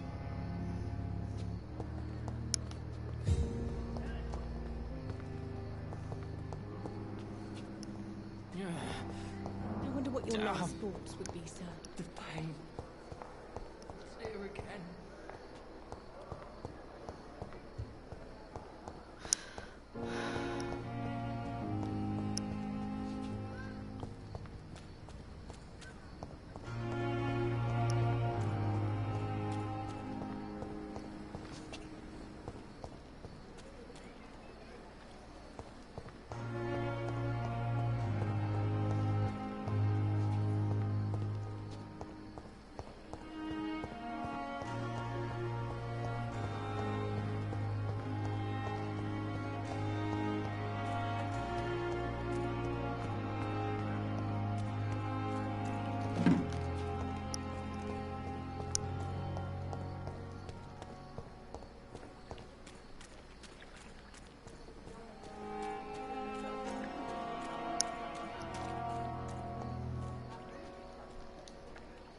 Please, sir. I need help bad. What's going on? I'm Blight, sir. Newton Blight. I've lost my mate. Can't find him anywhere. I'm Dr. Jonathan Reed from the Pembroke Hospital. Please, calm down and give me more details. Oswald and myself were both infantry, sir. We were en route for the hospital, but we had a disagreement. And Oswald ran off towards the canal. How long have you been searching for him? I can't go there. Too many rats by the water. Fucking rats. Can't stand them since the war, sir. Can't stand them at all. Don't be ashamed, Mr. Blight. Many soldiers who survived the trenches suffer from Musaf.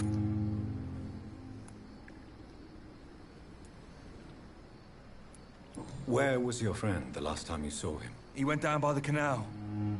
He didn't want to go to the hospital. I think he went to the sewers on purpose.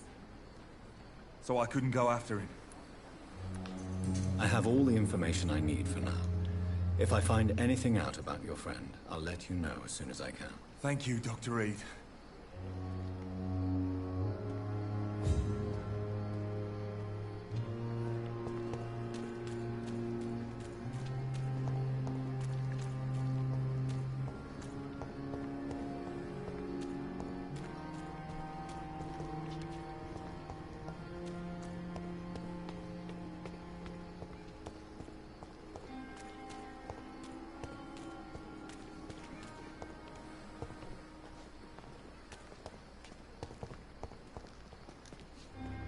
Good evening, sir.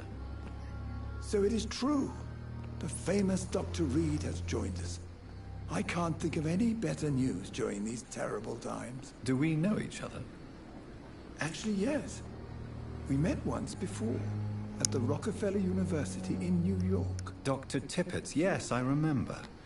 I was assisting Professor Carell in his research about coronary bypasses. He had nothing but praise for you. He was also very confident about your future. And look at you now. Eminent surgeon and blood transfusion specialist.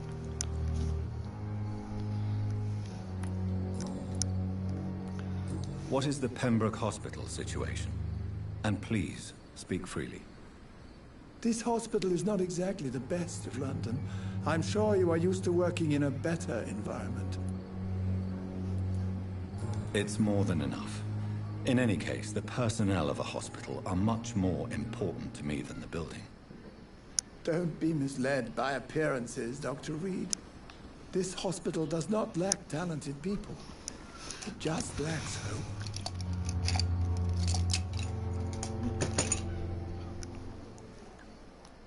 What can you tell me about the staff in the hospital?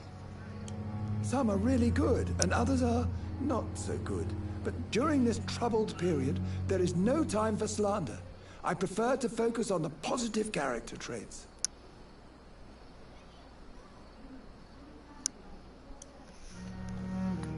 Tell me more about cherished people, then.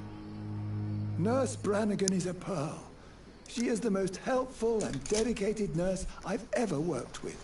A clever and cheerful woman. You really seem to admire her skills.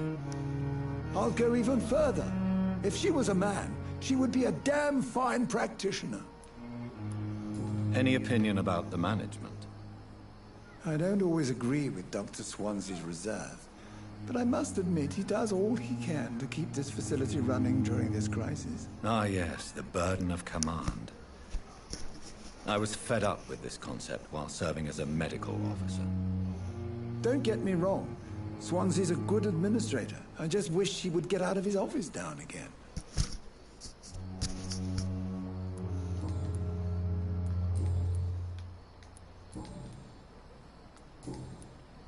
Goodbye, Dr. Tippett.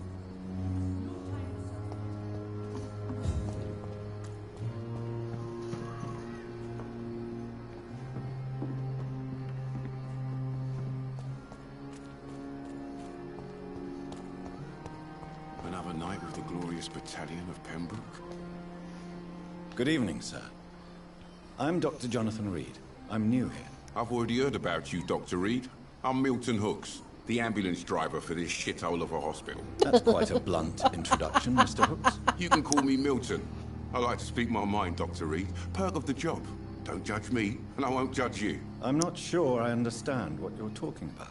Well, I'm no doctor, but I'm pretty sure a gun could be used as a surgical instrument. You have a keen eye. I learned to shoot during the war, and have carried one ever since. Old habits die hard. No need to explain, Dr. Reed. And if you ever need a better gun, remember, I may have something for you. I have some good news, Milton. What? The epidemic's over? I retrieved your wallet, with all the money, and a certain picture. Well, yeah, Pippa Hawkins is my girl. So what? Is it the difference of skin colour that bothers you? Not at all, Milton. Good. Please, take this money anyway. To remind you to keep your mouth shut. Not everybody is as broad-minded as you, Dr. Reed.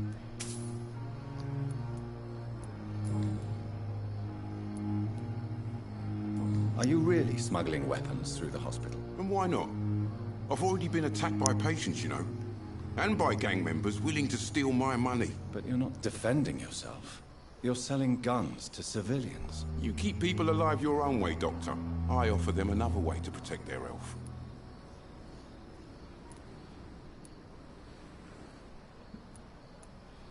How is the situation around here? You want to hear the situation is all right? It's fucking awful. We lack everything, and it's getting worse every day. So what do you do exactly in this hospital? Apart from smuggling guns, I mean. I've been an ambulance driver since... too long, I guess. I bring sick people here night and day. It's a dirty job, but I get it done. Most of the time. Since you're on the front line, how is the sanitary situation in this vicinity? It's a complete disaster. It's even getting dangerous to enter some streets or buildings. Even the locals attack you.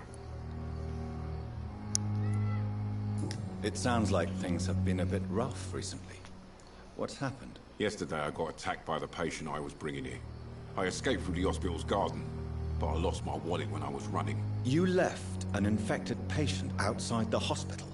That's incredibly dangerous. Go there yourself if you want, but be careful, Doctor. I'd rather not bring your dead body back. Why do you have such a mediocre reputation among your colleagues, Milton? Fuck them. Nobody knows the horrors I've seen since working here. This city was sick long before the epidemic, Dr. Reed. I know it's a difficult task, but correct me if I'm wrong. Is this not the job you are paid to do? I've seen babies left to die while their brothers were properly fed. Underage girls and boys sold to all manner of perverts. I'm sorry, I don't know what to say. Yeah, exactly. We lack words. So excuse me if I don't look on the bright side of life.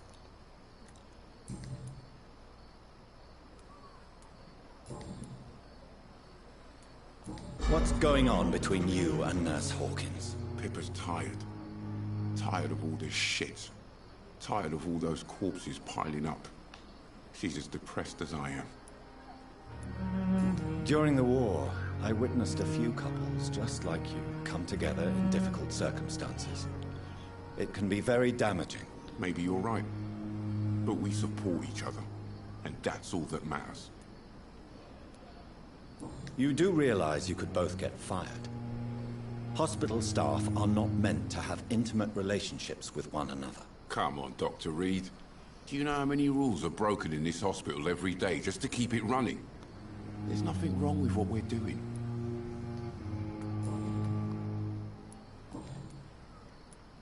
Goodbye, Milton.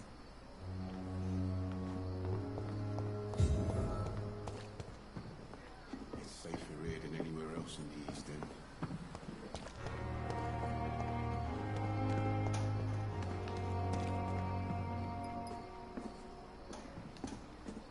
Good evening, nurse. I'm Dr. Jonathan Reed, the new surgeon here at the Pembroke. Dr. Swansea has already told us about you, sir. I'm Nurse Gwyneth Brannigan. Welcome to the Pembroke Hospital. Did he really? It's a good thing I wasn't hoping to keep a low profile. All members of staff have already read about your new blood transfusion technique. Dr. Swansea made sure of that. I see. Well, I'm a little surprised, but I suppose I'll just have to deal with this unexpected notoriety. You must know, blood transfusions are Dr. Swansea's primary subject of research. He is convinced it is the future.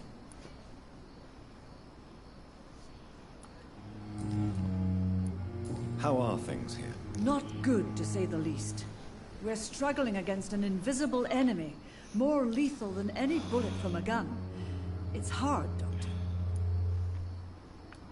An invisible enemy? Quite a poetic term for a disease, especially from a nurse. Sorry, Doctor. These last few weeks have been exhausting. We could all do with a good night's sleep. Do you think this hospital can survive the epidemic? We are all volunteers here, and we're trying to hold fast, but how do we beat an invisible killer? Some nurses have already resigned.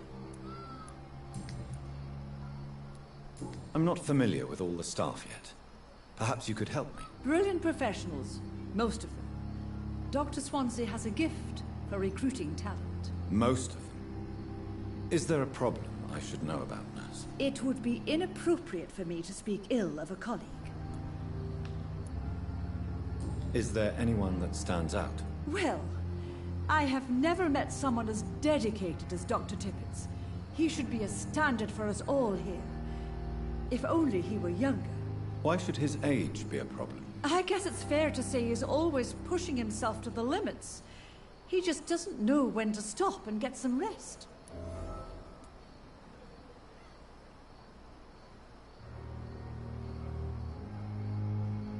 Nurse Brannigan, if you do know something, please tell me. Anything you say will be held in confidence. No. I may disagree with some conduct, but in the end, everybody is doing their best.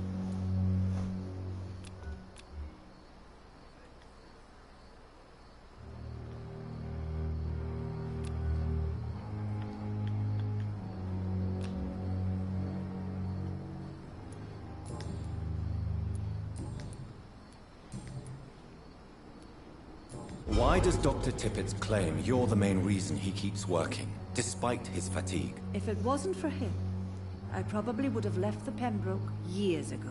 Dr. Tippets does not think of you as just a nurse anymore, does he? If you're suggesting he's not taking my gender into consideration when it comes to medical practice and knowledge, I really hope he doesn't. Goodbye, nurse. Call me if you need assistance.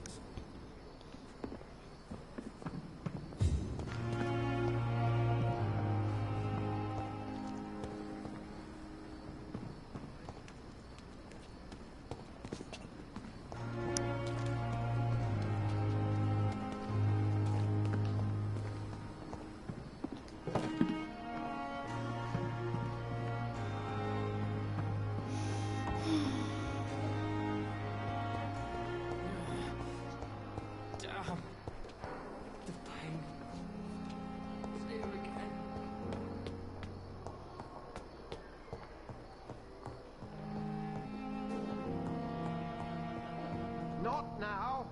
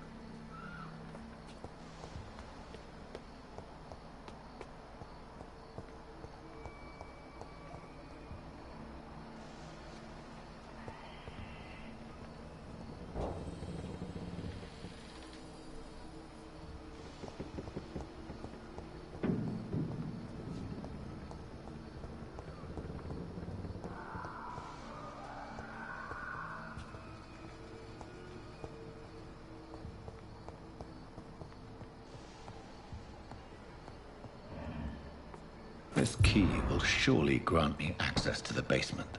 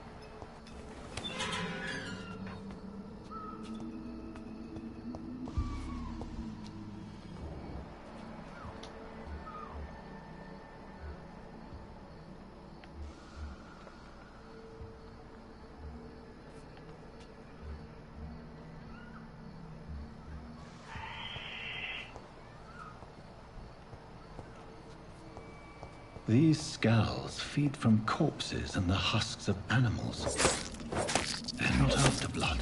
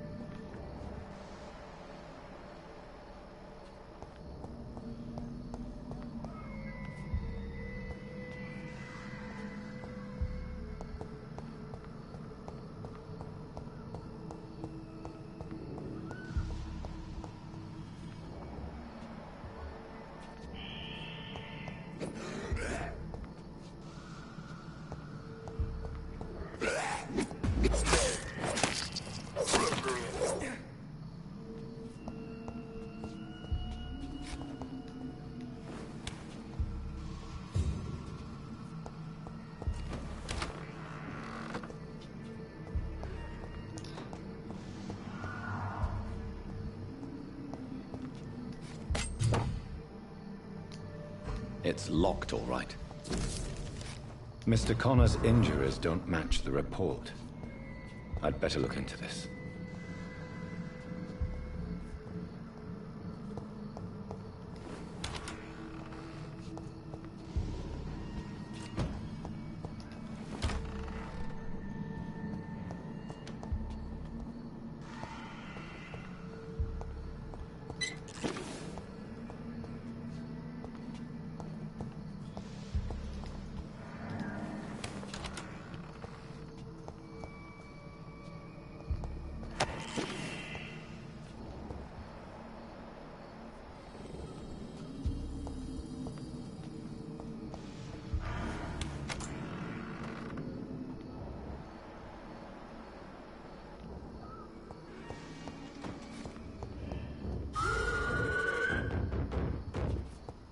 There we go.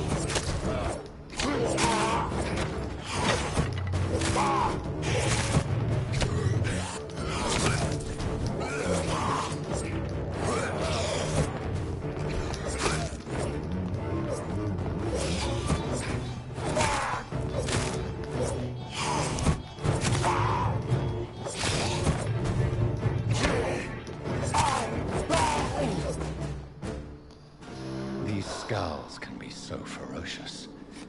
I'm not sure I can defeat them without becoming stronger. To drink blood is so tempting.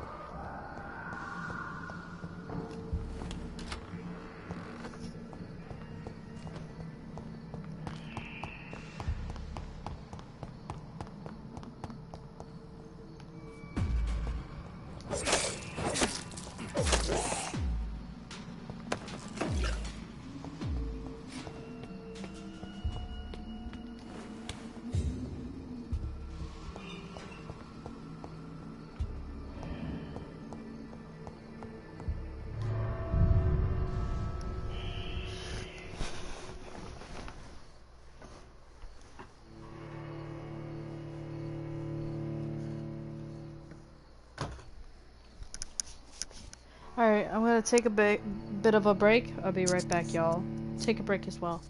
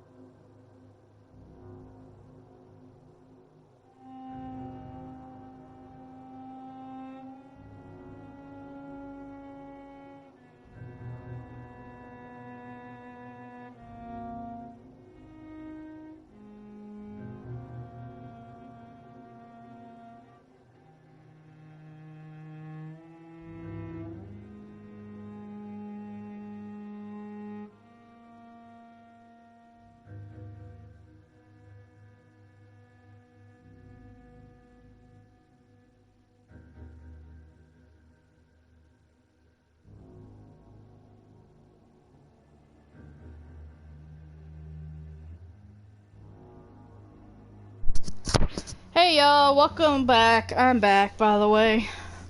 Sorry about that. Hold on, let me see where I'm at with the Spyro, because as you guys know, I'm re-downloading it. 9 hours left. The hell. Wait, what?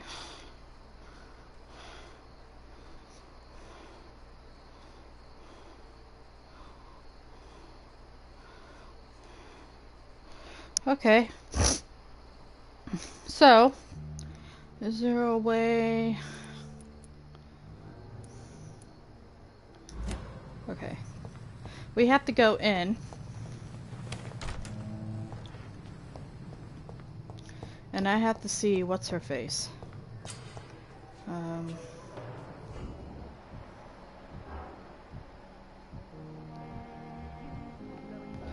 I'm looking for...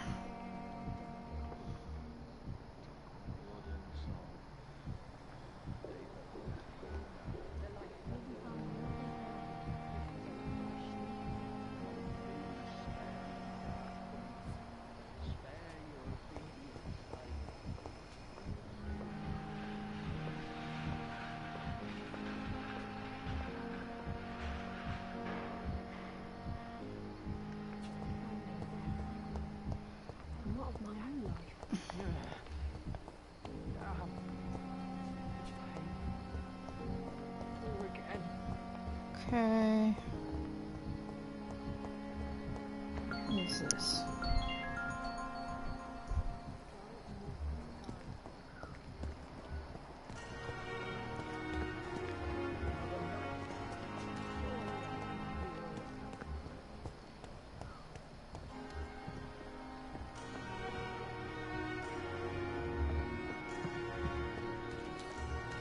Dorothy.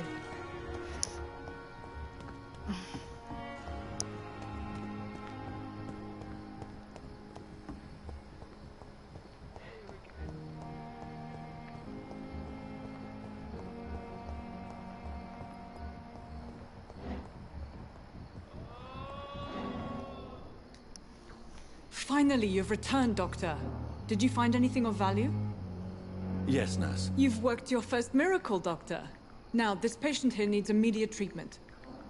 Duty calls. When the storm has passed, I'll show you how to mix the remedy yourself with the same basic ingredients. Many thanks, Doctor. When you've finished, you ought to report to Dr. Swansea in his office. He's been looking for you. Seemed pressing.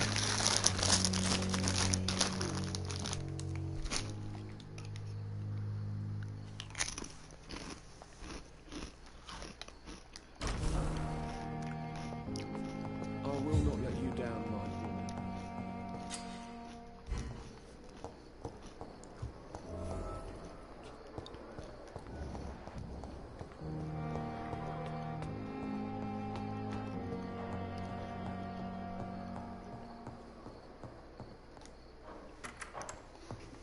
Please, Jonathan, come in. Fascinating, is it not? In the last decade, so many mysteries have been brought to light with our microscopes. The human body, biology's penultimate frontier.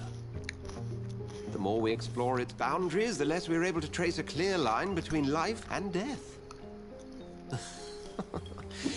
You, my friend, have a foot in both countries. The view must be vertiginous. It's at least as vertiginous as chatting about vampires with you, I would say. This must be all so new to you. This area of town, the hospital, a brand new life. How stimulating it must be. I wish I could share your enthusiasm, Dr. Swansea. But my condition defies scientific categorization. Undead? Unalive? Immortality defies logic. I cannot express my thrill at this serendipitous turn of events. The world's most eminent specialist in blood transfusions, a vampire. One might say a gift from heaven.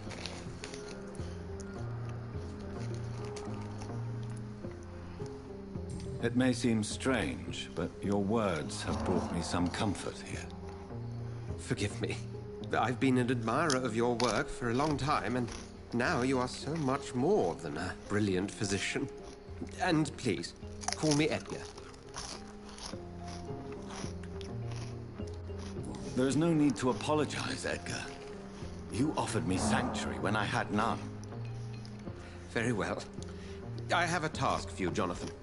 Something that will require all your newfound skills. Please, go on. The Pembroke only survives through the generosity of our benefactors. Unfortunately, our main donor has found herself in a bit of a bind. Now, if you could help her out... A spokesman or politician is what you need. That's not my calling. And until I come to understand what has happened to me, I require discretion. Discretion is in order, Jonathan.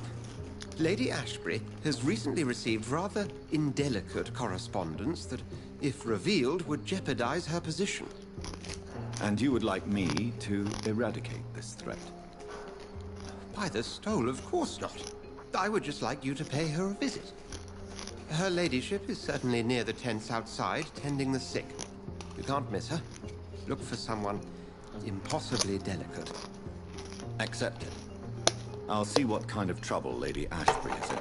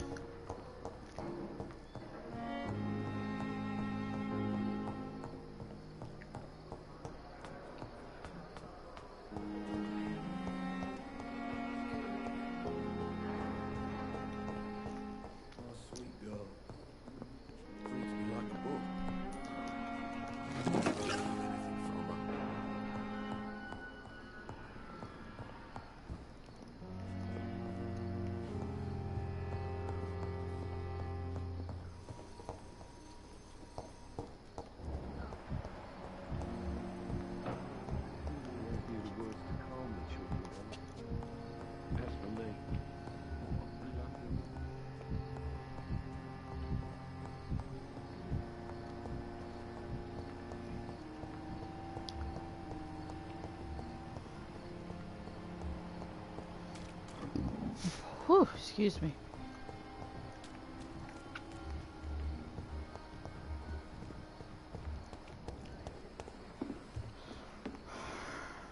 The flu took my dear wife, Emily. I take comfort knowing we'll soon be together again. Mr. Rainfield, that's no way to talk. You're in good hands here, and we'll be up again soon enough.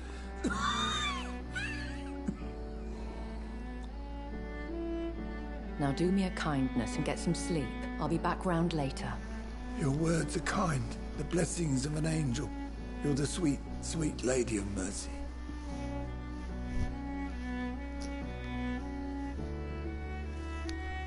Good evening, Dr. Reed. It's a pleasure to see you again. You seem surprised. Dr. Swansea has brought me up to speed concerning your recent appointment to Pembroke Hospital. You're a the lady who saved me that night, before vanishing into thin air. I remember you from the pub with Dr. Swansea. Indeed. Allow me to introduce myself formally this time. My name is Lady Ashbury. I remember you well, in spite of the brevity of our encounter.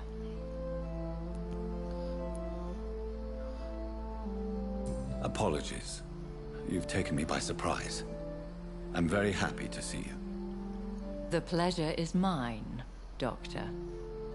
I hope you're more disposed to answer my questions now. You must have countless questions, but our rather urgent matter first. Swansea has explained.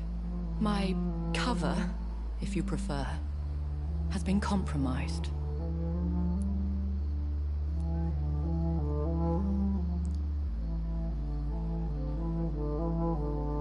Dr. Swansea has commissioned me to be your agent in this matter. You could start by explaining what's amiss. These past insufferable weeks, I've been the victim of extortion. I've made a first payment, but the blackmailer grows greedy. I must refuse his most recent demands. Please continue. Every detail is essential. I'm your man. My embarrassment in this matter is eclipsed only by my shame at having put the hospital at risk. The threat from our anonymous scoundrel is clear. A list of dates. My visits coinciding with the dates of suspicious patient deaths due to massive blood loss. I'll take care of it. Do you know where I should start? If that was the case, I'd settle the matter myself. You could talk to our local gossip, Harriet Jones. Not a pin drops here without her hearing about it. I'll meet that woman now. My life, as others know, is in your hands, Dr. Reed. I'm sure of your discretion, but I do fear your powers of persuasion will be put to the test. When this is resolved, I'll be your obligé. I'll answer all questions in regards of your condition.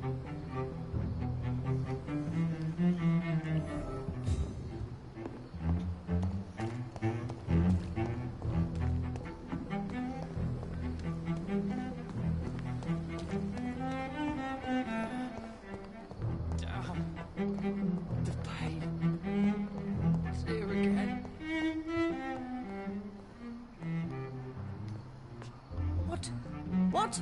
What is this? Who are you? Get out of my room. There's no need for alarm, madam. I'm Dr. Reed, the new surgeon.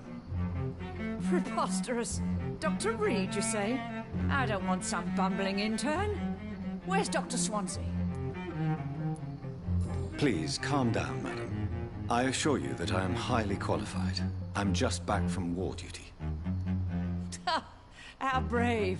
Threatening an old defenseless woman. You know how long I've been a patient here? You've picked the wrong fight. I'm Harriet Jones. Harriet Jones? Indeed. I've been meaning to have a chat with you. You know what goes on here better than any other patient, I gather. Oh, better than any patient, nurse or doctor. I've seen so many vile undertakings. I heard there have been some despicable goings-on. Was there a case of blackmail? Blackmail? Wait. You're investigating something. This isn't a social call. One of those incompetent cunts slit a poor sod's vein. I assure you, madam, this is not an investigation into a possible medical error. Debauchery, then? Nurses Crane, Hawkins, Brannigans, whores, all of them. They can't keep their legs shut. I've seen them scratching slutty sores. Really? Well, if you have irrefutable proof, I'll not have the staff behaving in such a manner here. This is your business, Doctor, not mine. But I swear one of the nurses is cavorting with some man on hospital hours. Thank you for your time, Miss Jones. You've given me something to go on. See you on the next round.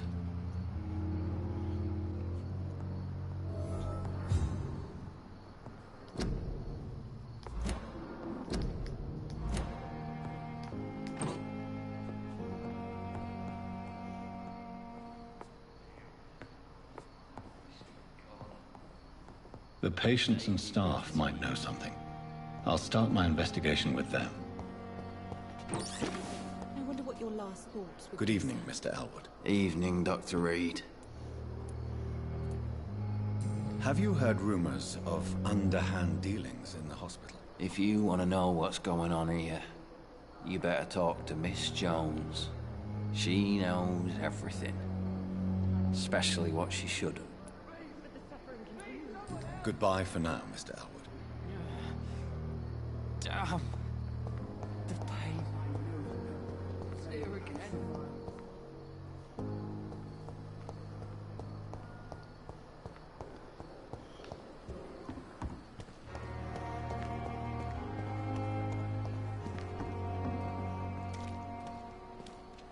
And I thought last summer's epidemic was difficult.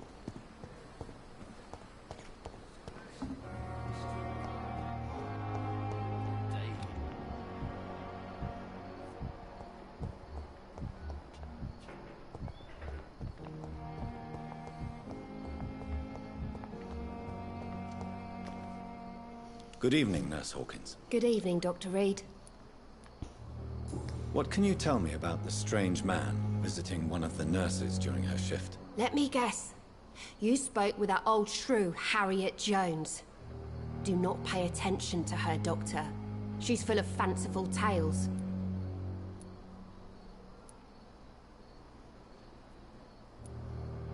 She could have been telling the truth about the mysterious man. That old witch will end up in hell soon enough. Who cares if a nurse finds some happiness where she can? No matter how you feel about her, Miss Jones deserves our help. Who says I don't care for her? Hate is what keeps that old crone alive.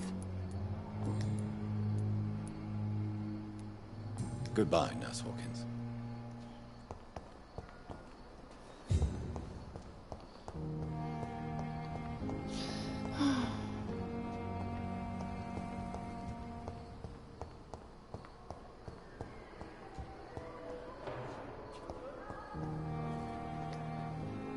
Good evening, Miss Howcroft. How are you tonight? I need blood, Doctor. Warm, rich, vibrant blood. Have you heard of any blackmailing going on within these walls? I have no time for mortal games. My secrets are beyond their comprehension, Dr. Reed. I'll leave you, Mistress of the Dark, to your nocturnal activities.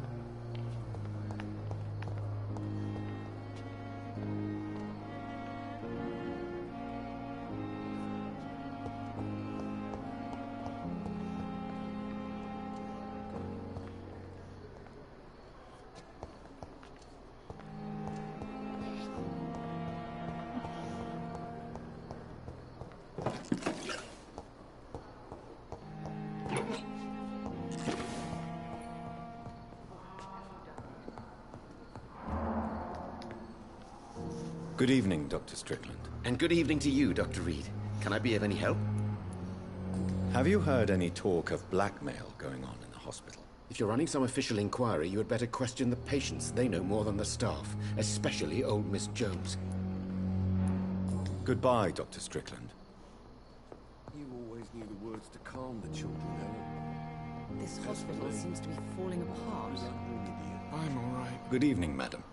Can I help you? It's my son who needs you, sir. I'm Dr. Jonathan Reed. How can I help your son? I'm Beatrice Goswick, mother of Mortimer Goswick. Could you check on him, please, Dr. Reed? I've heard much of your talents as a physician.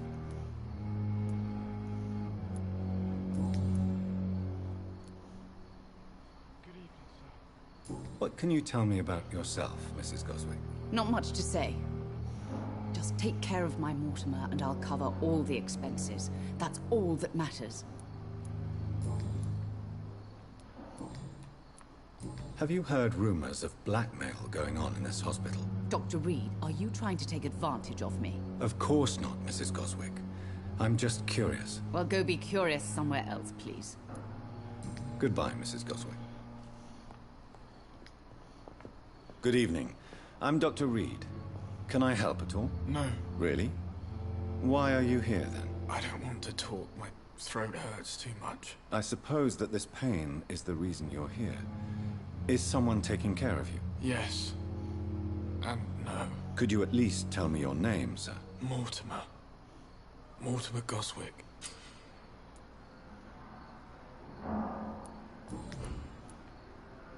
How painful is your throat, Mr. Goswick? So painful I'd rather not talk at all, Doctor.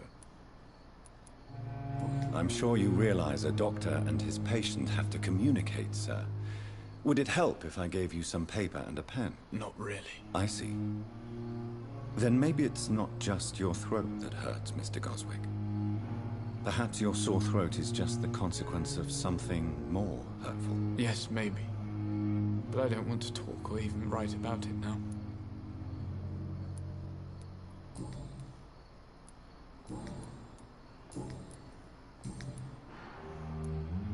Tell me about yourself, Mr. Goswick. I don't want to talk, Doctor.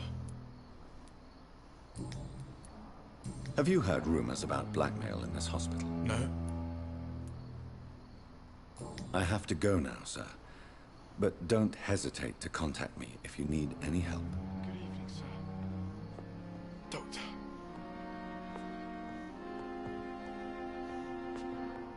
I will not let you down, my boy. Good evening, sir. I'm Dr. Reed. May I help you? I don't know if a third opinion is needed. Your colleagues are already arguing about my condition. I see. Would you mind telling me more about your situation? I'm Harvey Fiddick. All I want is to get me bloody arm fixed properly.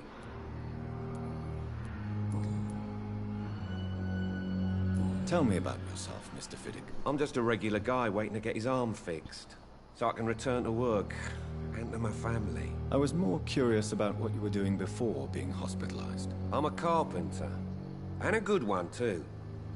But that means I need both arms to feed my family, Dr. Reed. Are you satisfied with your treatment here? Well, it's clear that I've chosen a bad time to be injured. Forgive my bluntness, but you seem overwhelmed by cases of the flu. I won't lie to you about it. I'm afraid we are. Are you sure you don't want to operate yourself, Dr. Reed? I have the feeling you're very capable, and your colleagues seem to think so too. In other circumstances, you would be right. But for now, I don't think I can take on the responsibility. My apologies. Tell me about the doctors who are arguing about your case. Strickland and Aykroyd. They both want the best for me, but there's a lot of pride there. Doctors are no different from carpenters, it seems. What do you mean? I often had professional arguments with rivals on a building site. Difference is I disagreed about wooden nails, not flesh and bones.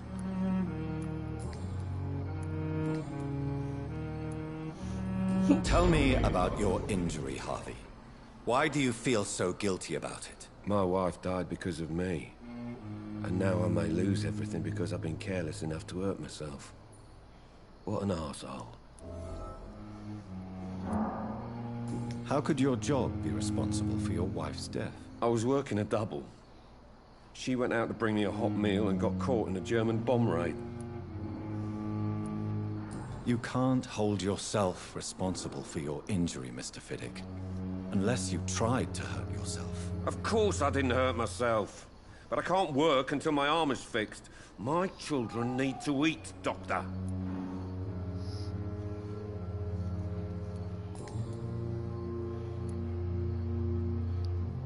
Tell me more about the death of your wife, Harvey. 1915. I was in the army, building workshops for the Royal Flying Corps. Helen was happy I wasn't sent to the front. What happened? The Germans sent Zeppelins to bomb the construction site, but they missed their target. My wife was bringing my dinner when the bombs fell. I'm sorry for your loss. So many died during the bombings. I served in France and witnessed the carnage there. I would like to say that she didn't suffer. Truth is, I have no idea. I just know that I'm all that me kids have. Poor little bleeders. How are your children after losing their mother? They were smaller then. The only good thing about this is my Helen didn't bring them with her that night.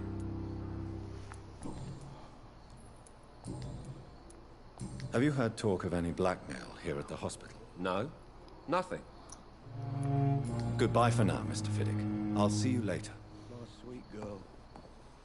Reads me like a book. I'm so tired. Will this shift never end?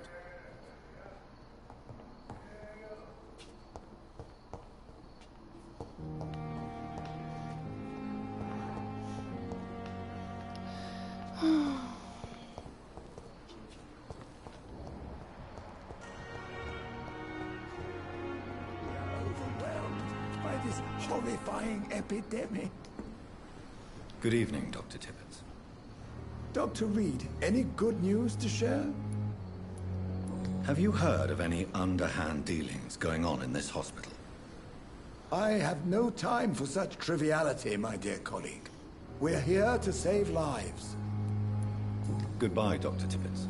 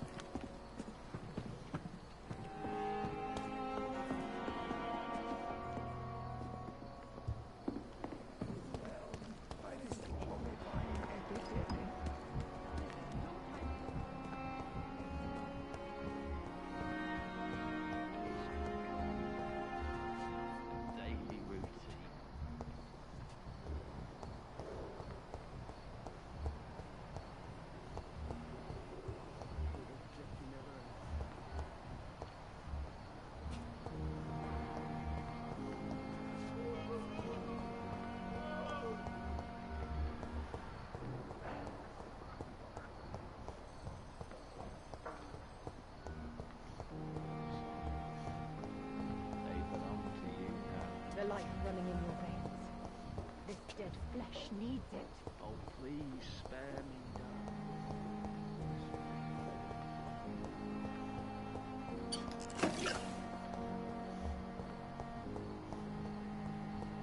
It's locked.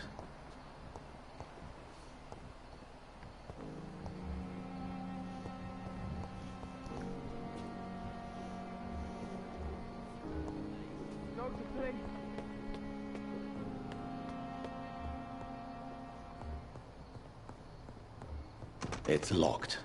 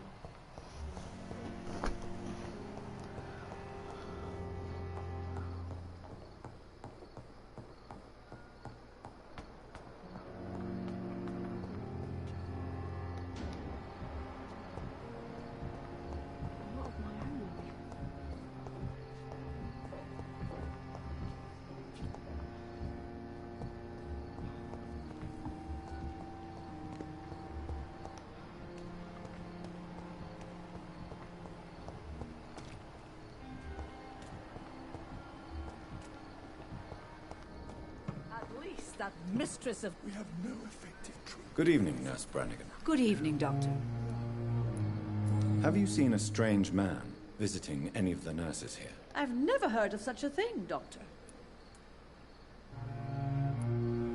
Do you know if any of the hospital staff have criminal backgrounds? The people who work here all come from very different backgrounds, Doctor.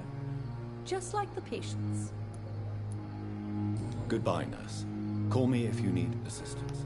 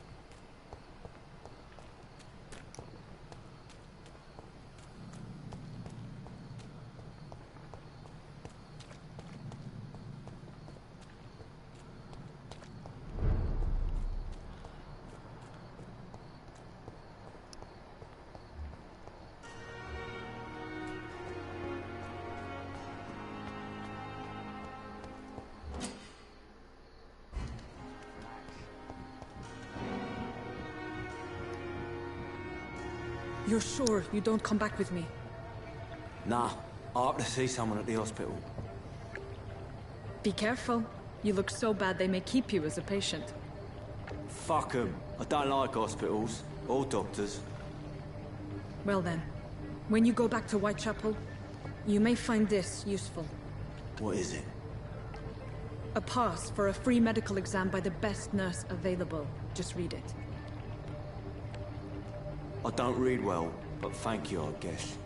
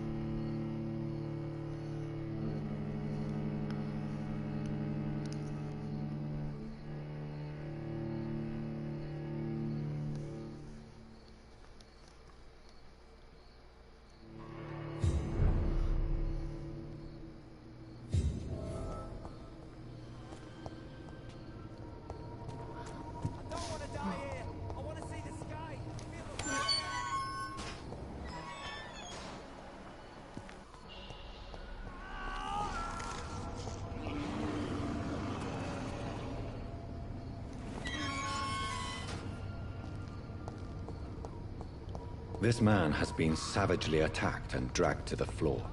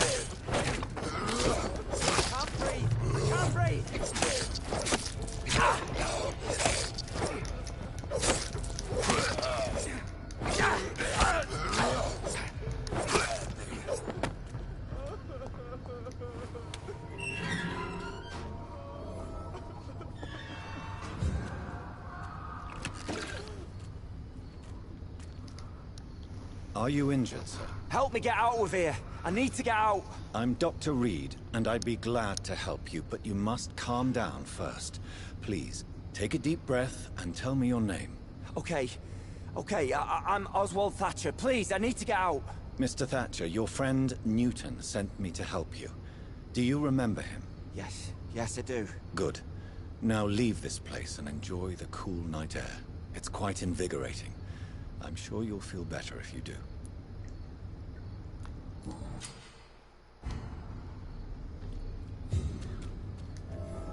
Are you sure you're all right, sir? Yes, I'll be... as soon as I can see the sky again.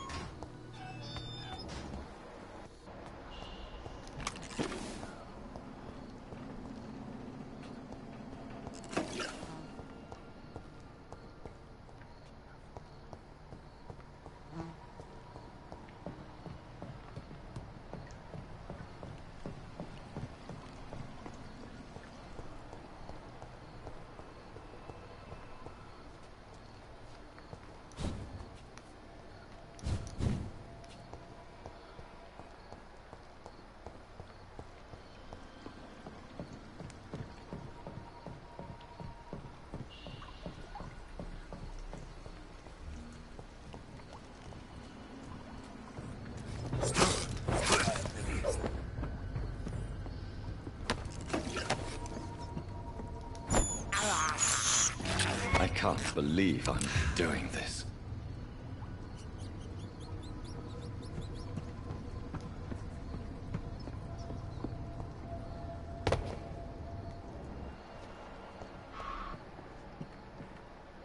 Why do I get the feeling I'm going too far? Yep, I knew it. Oh, what the fuck? What sort of creature is this?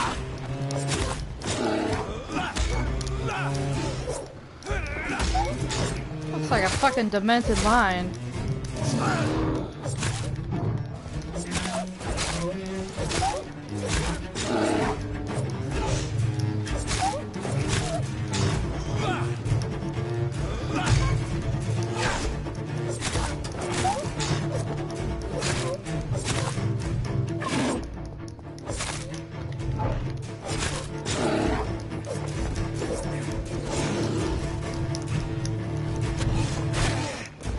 I can't say!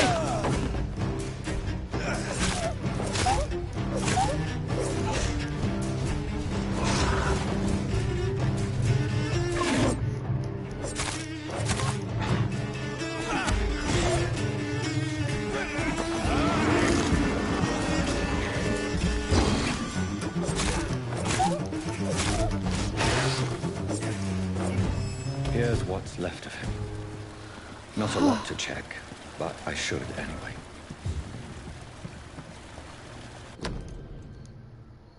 Some voucher for a free checkup in Whitechapel. What is Nurse Crane up to? I really must find her.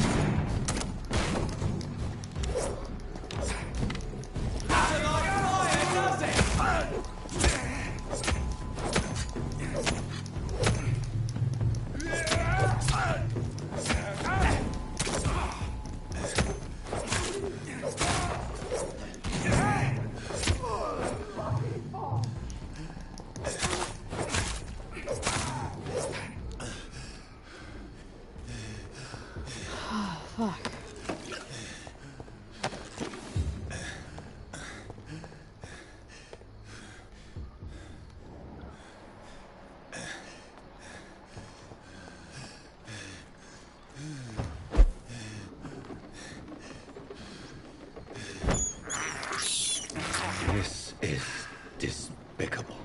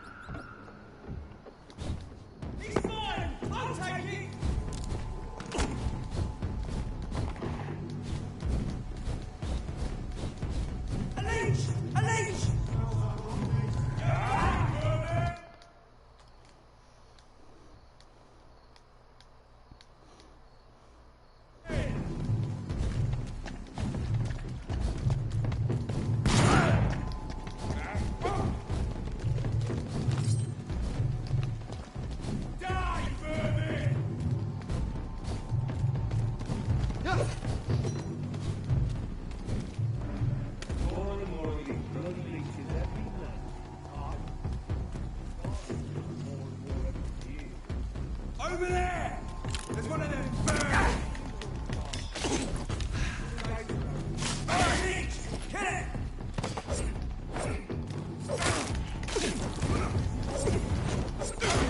Look at him! Got up like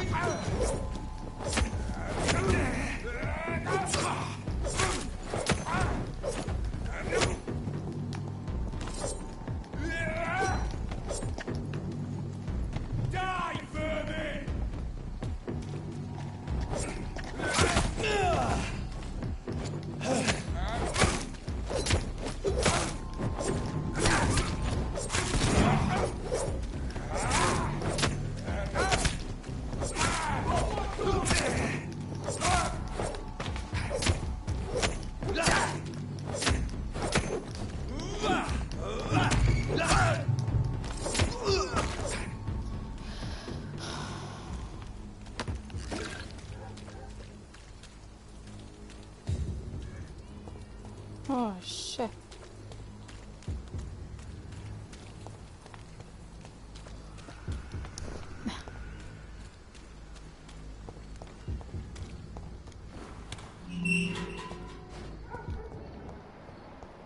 Whitechapel. This neighborhood is linked somehow to the kind Lady Ashbury's blackmail. First, let's find this Petrescu fellow.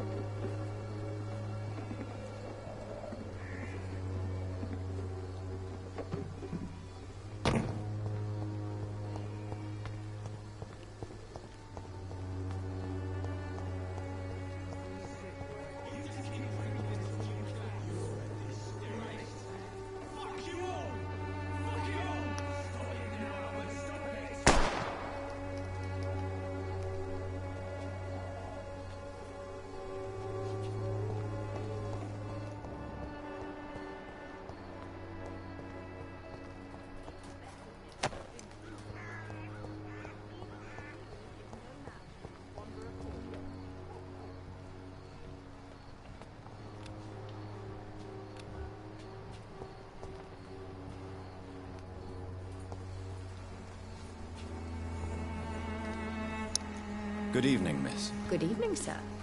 Are you interested in a miraculous cure for this unknown and deadly epidemic? Actually, I am. Then you have come to the right place. The famous Swanborough cordial is all you need to help keep you in perfect health. Oh, really? Why didn't I hear about it during my studies? I'm Jonathan Reed, by the way. Dr. Jonathan Reed. Ah, my brother has spoken of your research, sir. I'm Loretta Swanborough, and it's always a pleasure to meet a fellow healer.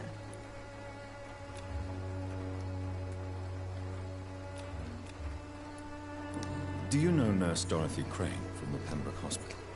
I'd like to know more about her. I don't like to talk about competition. Competition, you say? Never met her, but it seems she provides some sort of medical care to the poor. The whole thing has to be some sort of scam, if you ask me.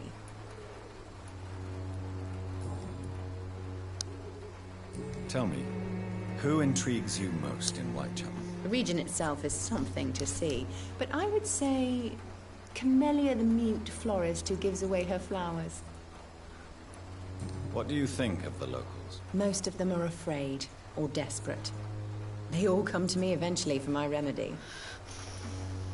Is there anyone I should avoid? Cadogan Bates, without a doubt. The bloody bastard remorselessly exploits poor migrants as soon as they get here.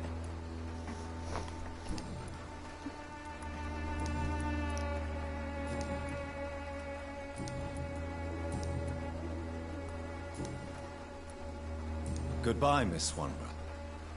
Perhaps we'll talk again. When science fails you, this elixir will give you faith again.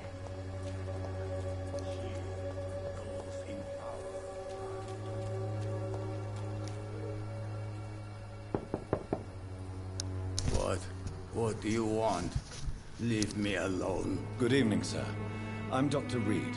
I'm looking for Nurse Dorothy Crane. There is no Dorothy Crane here. Now goodbye. I'm afraid this medical leaflet says the opposite, sir. Really? Well, I'm afraid I'm going to close this door right now. Go bother someone else, Mr. Doctor. To enter that house, I must discover who this man really is. Maybe I could start by observing what he's up to.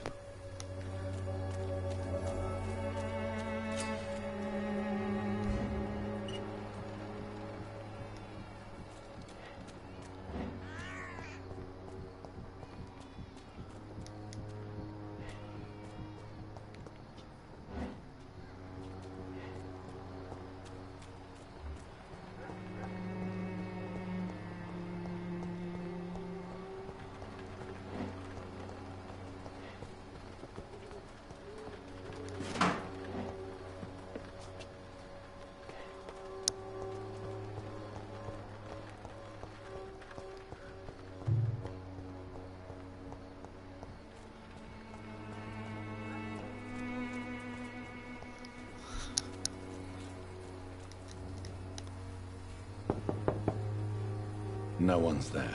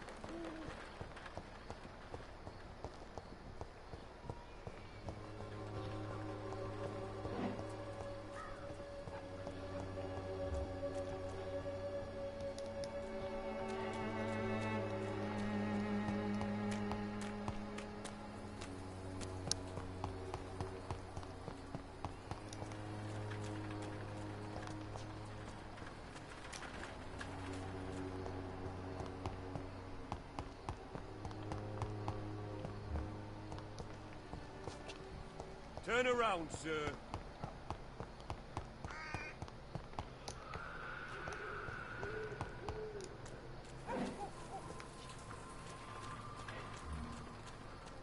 It's locked, all right.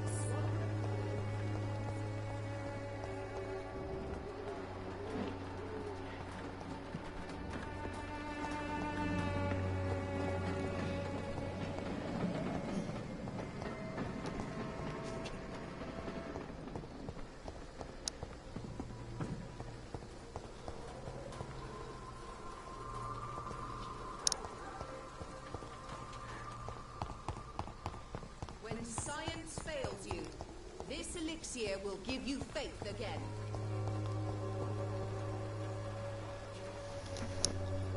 Good evening, my dear colleague. Goodbye, Miss Swanborough. Perhaps we'll talk again.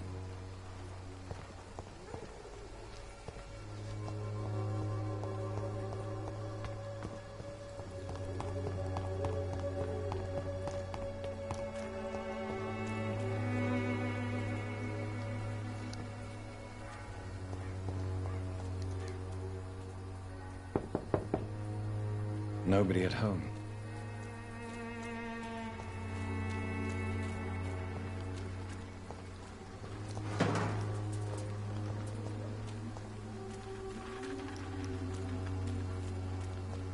I cannot enter.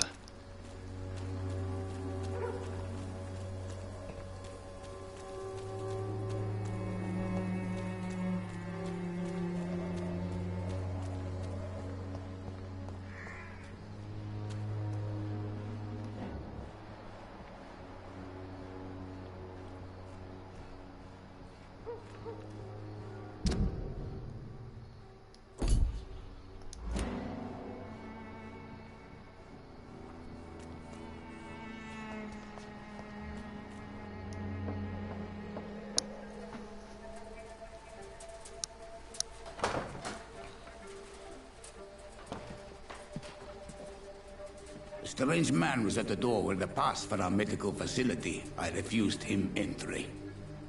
Darius, how could you know he didn't need our help?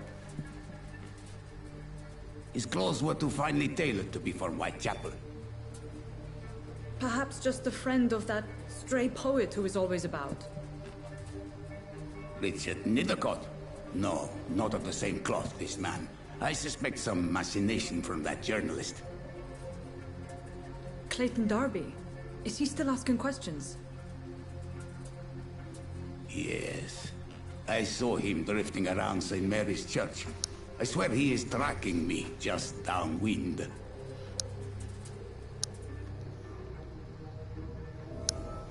It's locked, all right. I must talk to that journalist or the poet. They must know about Darius. Nearby the church they just mentioned.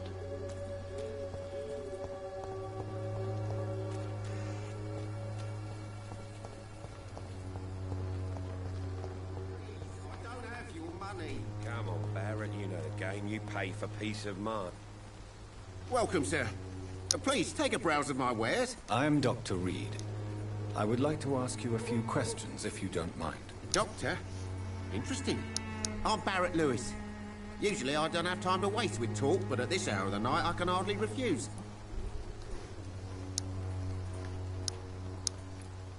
Have you heard of a nurse called Dorothy Crane? Nurse Crane? So the bitch really is a nurse, then? Always thought she was just some crafty foreigner, that one. Yes, she's a nurse, and quite a good one. What did she do to gain such notoriety? Dorothy Crane ain't even a real name. Something like Dorothea Craniu. Something like that. Came to England fleeing the war, I was told. That doesn't explain why she irritates you so much. Your precious Nurse Crane gives away medical supplies and prescriptions for free. I offered to sell it for a fair cut, but no. Miss Crane wanted to play the quiet saint. Goodbye for now, Mr. Lewis.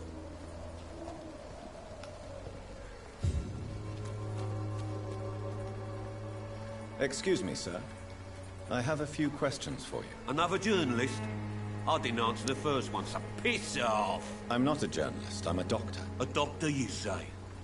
It's quite a rare breed in this part of town. Really? But still, here I am. Dr. Jonathan Reed, at your service. I'm Joe Peterson to some, but Colossus Joe to most. And I don't remember asking for your service, sir. Have you heard of a nurse named Dorothy Crane? She's a colleague of mine, and is supposed to live around here. Dorothy Crane? Yeah, I know her. One of the few good souls who dare to help the sick around here. Could you please tell me more about her? She's a nice girl. Tries to help the migrants. I offered to give her a hand, but she said my reputation would attract too much attention. Goodbye, Mr. Peterson.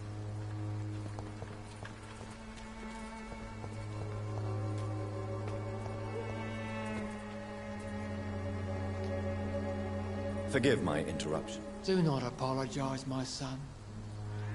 Father Tobias Whitaker is always happy to teach mortals about the incoming Armageddon. I am Dr. Jonathan Reed, and I just have a few questions. A scientist? You are much more lost than I thought, my son. Do you know Nurse Dorothy Crane from the Pembroke Hospital? I'd like to know more about her. I don't like the liberal ideas of nurses, but I especially abhor that Nurse Crane you mentioned. So, you're not exactly a fan of Florence Nightingale's work. But nurses are essential for modern healthcare. Nuns should be the only women allowed to take care of male patients. It's obvious only they have the necessary moral fiber. Why do you hate Nurse Crane more than other nurses? Before coming to London, she was a member of the communist resistance in our country. That's what happens when you let a woman get involved in politics. I have heard enough for tonight. Goodbye.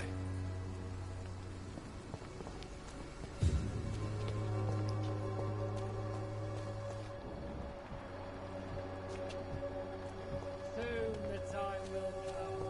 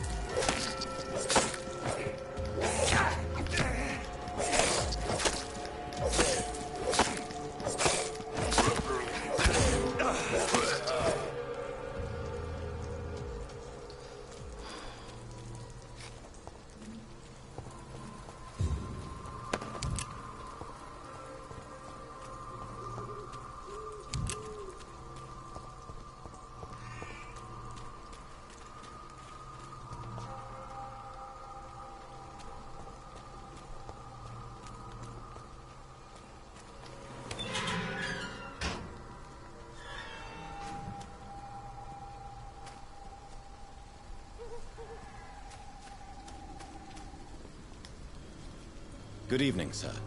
I'm Dr. Reed. I would like to ask you a few questions. Please be my guest. Although I may not be the best informant regarding this part of town, my words speak about that which the eyes cannot see. Really? Are you an artist of some kind? I'm a poet, sir. Richard Nethercott, at your service. May I ask you a few questions about the district? Extraordinary part of town, is it not? I'll be glad to help you, if I can. What can you tell me about an old man called Darius? Darius Petrescu? Yes, I know him. At first, I thought he was only a small publisher. I invited him to publish my work, but his reaction was pretty clear. Not interested in your talent? Darius is an old political activist who takes delight in printing tracts and lampoons. Those communist activities only require mediocre writing skills. I'm looking for Dorothy Crane, a nurse who lives in this vicinity. Dorothy Crane. Oh, I love the name. The Crane of Whitechapel. Sounds very mysterious. But, sorry, no, never heard of her.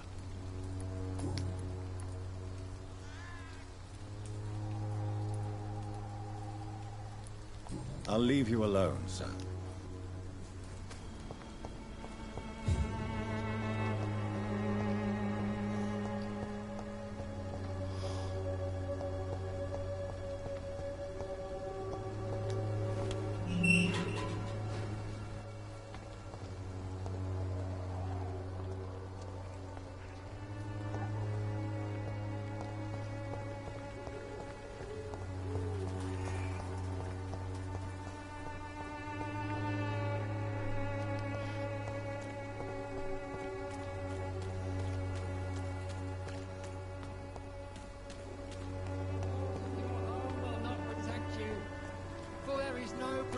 Against malevolence and trickery.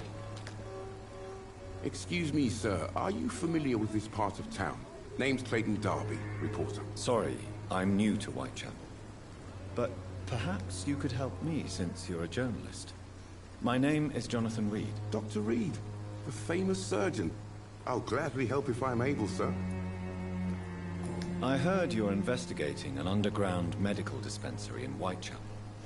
What do you know about it? Not much, I'm afraid. They are wary of strangers, and I'm not really an acquaintance of theirs. Why do you care? I'm afraid one of the nurses from the Pembroke Hospital may be involved with unsavory activities. Ah, could it be Dorothy Crane? Without a doubt, you are a damn fine journalist, Mr. Darby. What do you know of her accomplice, a man named Darius? I don't know much about the man. He's very cautious. Never goes out. Doesn't seem to have any friends or family. He never goes out? No. A few days ago, he unexpectedly did.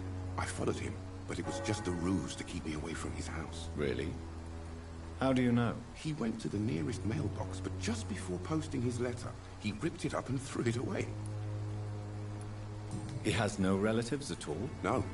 Except for that strange man, a poet named Richard Nethercott, who sometimes comes by. Darius would never let him in. Where can I find this Mr. Nethercott? He spends most of his time lurking around Whitechapel, talking to himself or declaring verses. These days, you can usually find him behind the church.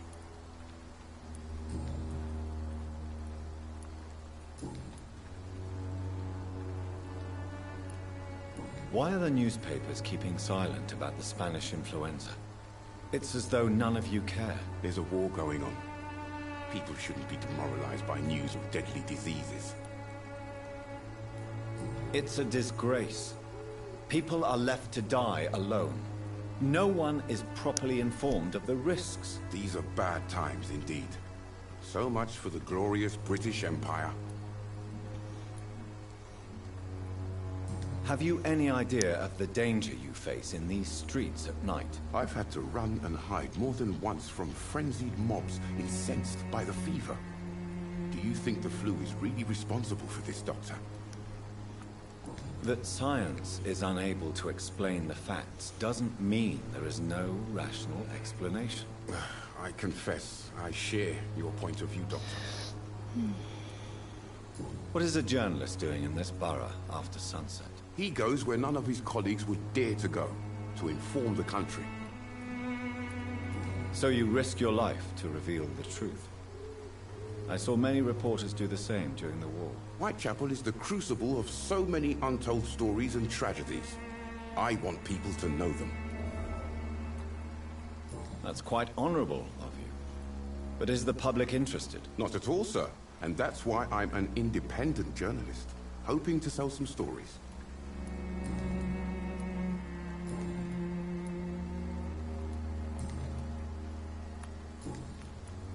Goodbye, Mr. Darby. Farewell.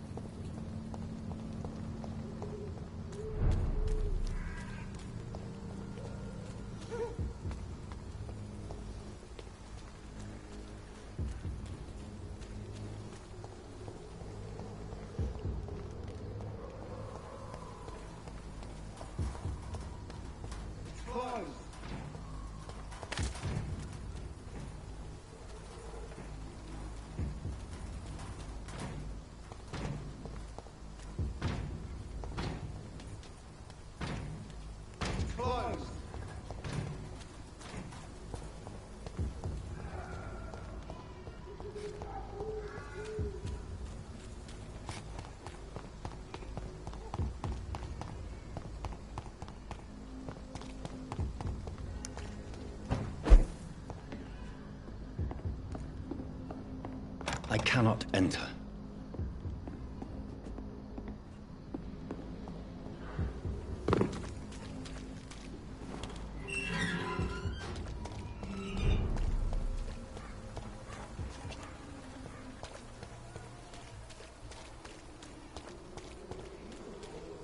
Would you like me to revive you?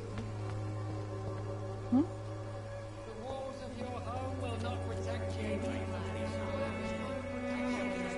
Evidence of trickery. You are blinded by your false faith.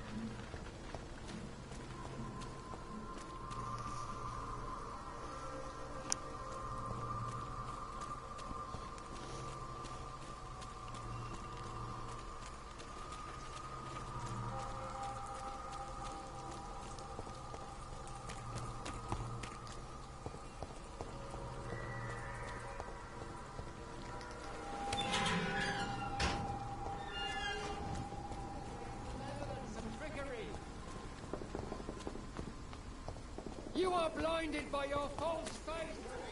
Come on, take a look. Don't be afraid.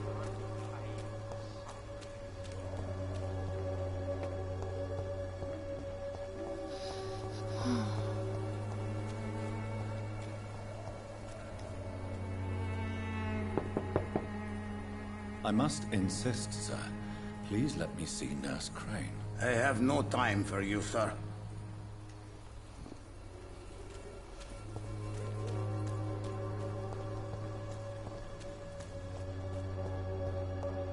It's locked, all right.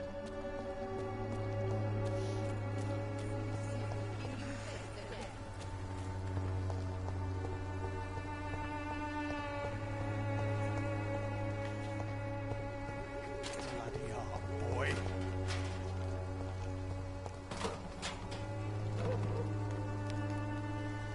What? Shooting a boy in the middle of the street. Not the best thing to do, wouldn't you say? What? You saw what happened? Who are you? I'm Dr. Reed, and I'd like to ask you a few questions, if you promise me to set your gun aside. No. Look, I'm not a violent man. I'm Benjamin Palmer, doctor. And no one can help me. Not even you. I have found a very interesting letter. Your son planned to prove his worth to the gang by stealing your medicine. Oh, I see. So the little bugger thought he could use his dad to build a reputation. The gang's recruiter was dead when I found him. Perhaps you should take better care of your son. I love my Albert, sir. Believe me. It's just... well, I'm an arsehole, I suppose. Anyway, thanks for the letter. This is for your trouble. Do you know Nurse Dorothy Crane from the Pembroke Hospital? Have you heard anything? It's funny, I've been searching for her too. I need some pills. But the woman is a phantom, if you ask me. Really? And why is that? Word is she ain't real. She's a cover for some doctor who runs an illegal dispensary for migrants. A gun, alcohol, and a bad temper make a terrible cocktail, sir. Goodbye for now. Some piss-stinking alley reeking worse than a week-old lavvy.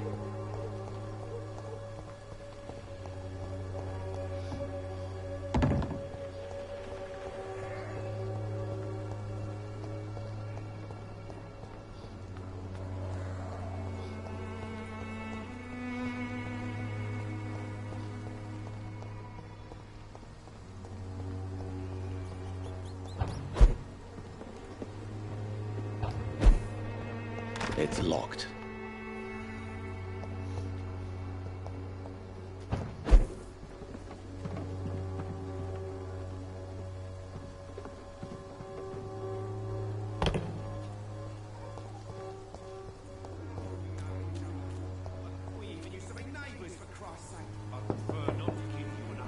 Hello, young man.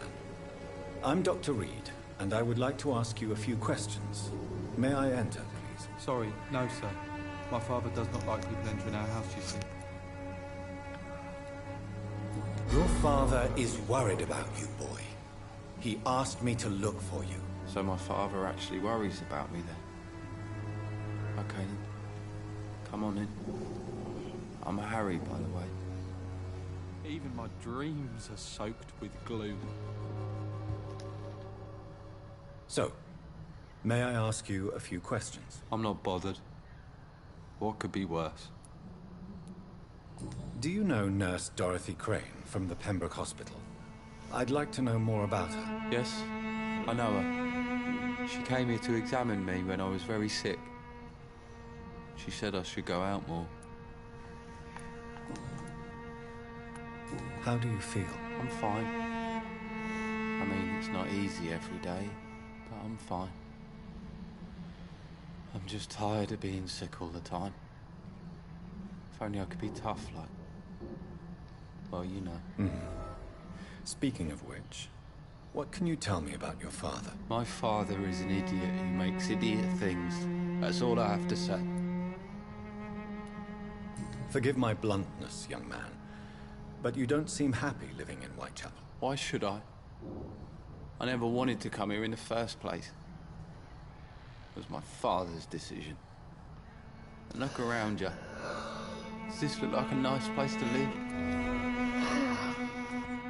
You have a roof over your head, a place to call home. Many people here are not as lucky, you know. That's exactly what my father says. Harry, you should be grateful for what you've got. But I wasn't even consulted when we moved here. If life here is so terrible for you, why don't you just leave this place? Have you ever spoken to your father about it? I don't go outside.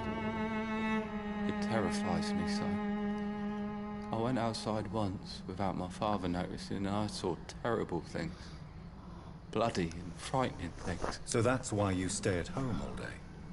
For fear of the epidemic? I'm not afraid of disease or death, Dr. Reed. It's the living I'm afraid of.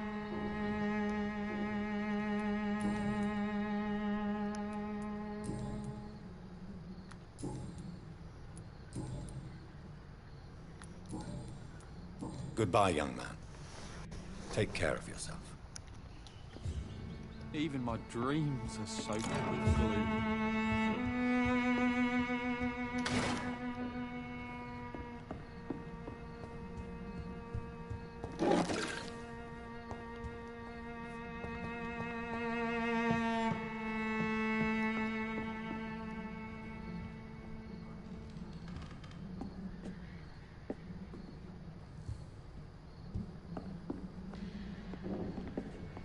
It's locked.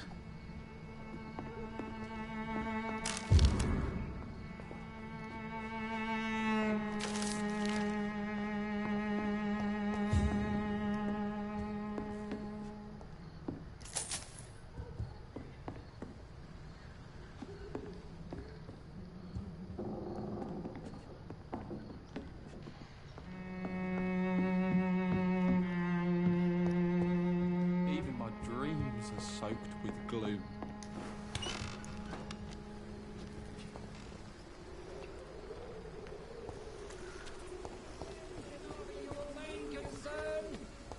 The disease upon us is not an accident of nature.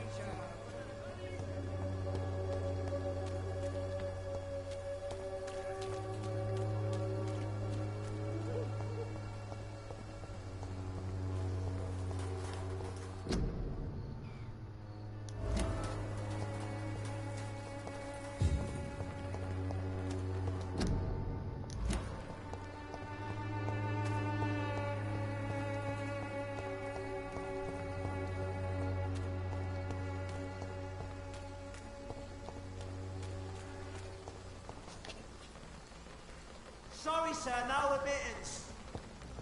He's mine. I'll take it.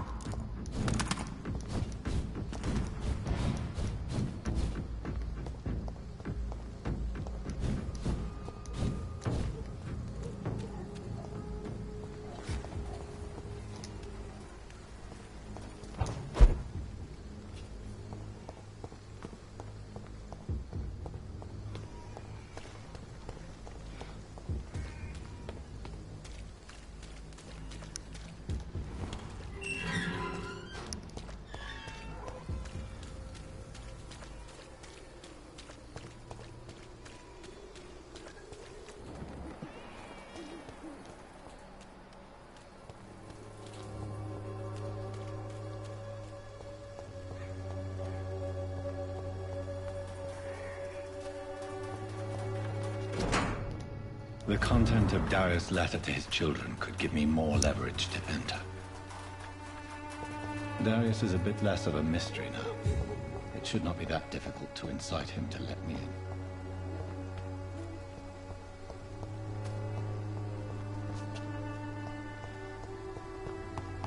in. Morbidity can breathe its own beauty and grace.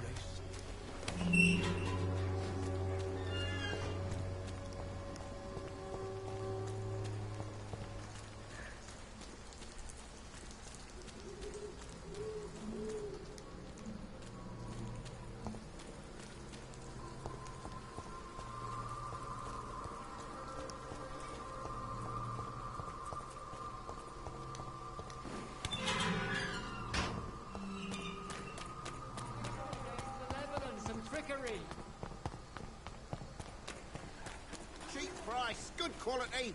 Come on, take a look. Don't be afraid. Hey, I'll be right back, y'all.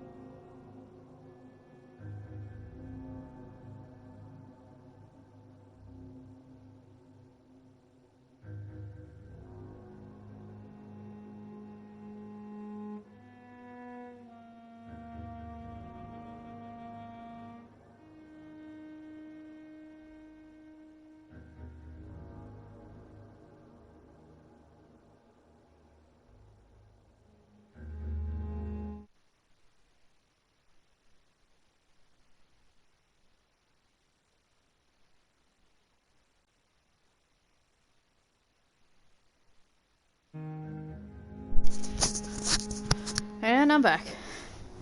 Here we go.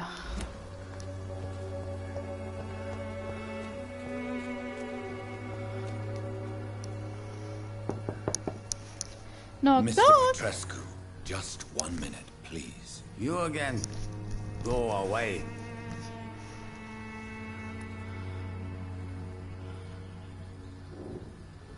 Sir, wait. Stop this nonsense. I know Nurse Crane is here. Shall we speak man to man, you and I? All right. Speak up. Don't you see we're on the same side? We fight to help the poor, sick, and abandoned. I'm nothing like you, Mr. Doctor. Yes, you are. You too believe in providing medical care without charge. You know what we have to sacrifice to make the world a better place. I have to admit your words have conviction. All right, I'll let you see Dorothea. Don't make me regret this, though.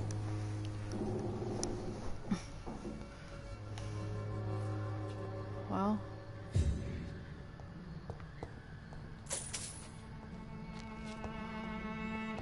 Not before I fucking loot your shit, though.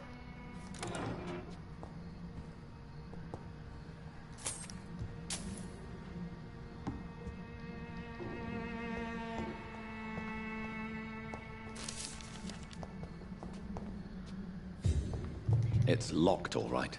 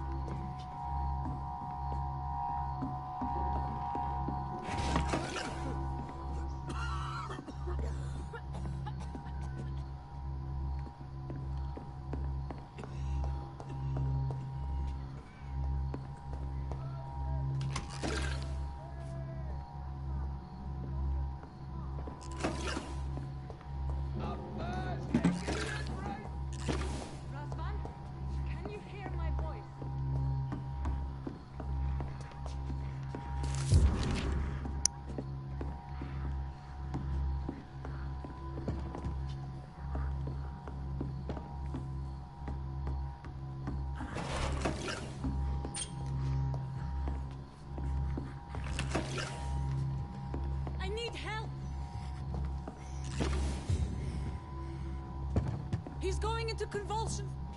What do we have here, nurse? Patient Razvan Vasily. High fever running on 3 days. Complaints of dizziness, muscle aches, and head pain. Diagnosed with influenza. Treatment? Aspirin and salicin for the fever and discomfort. Liquids for dehydration, but he's having trouble keeping even water down. Thank you, nurse. Anything else I should know? He did lose consciousness this morning, but he's never had convulsions like these. He's not convulsing, he's choking. He's not getting any air. Scalpel! Hand me that scalpel! What can I do, Doctor?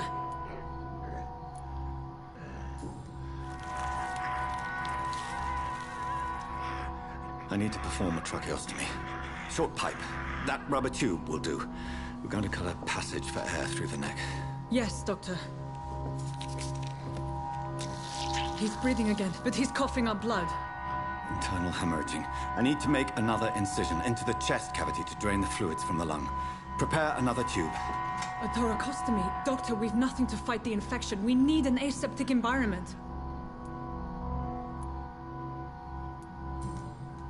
Right then, Nurse Crane. What do you suggest we do? I've no idea. I'm not the doctor. Time is of the essence. We need to perform a thoracic drain. Yes, Doctor.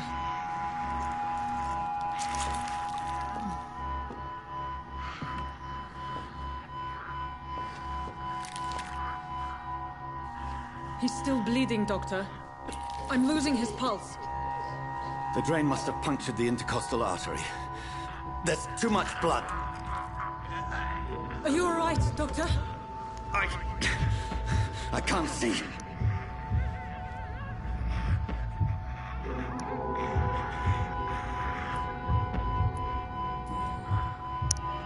must first suture the artery. Find the wound. The source of the blood. Needle and thread, Doctor. Good. The stitches are holding. How's he doing? We're losing him. We've lost his pulse. He's dying, Doctor!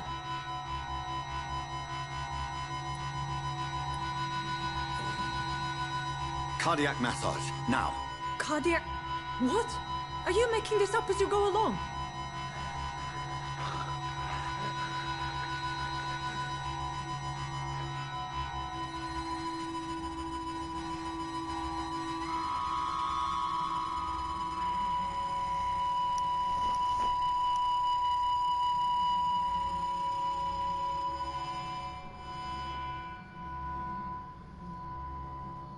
We've lost the pulse. He's gone, Doctor. Nurse, we did everything we could. Truly? Everything you could. Is that how you'll report this in your log? Is this how the war went? Piling up one poor corpse beside the next?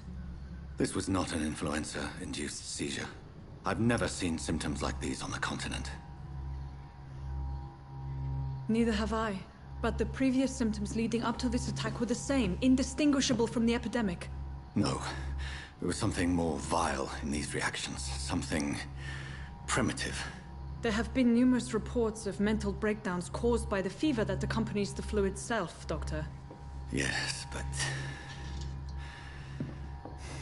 I'd best take some samples of the blood for analysis.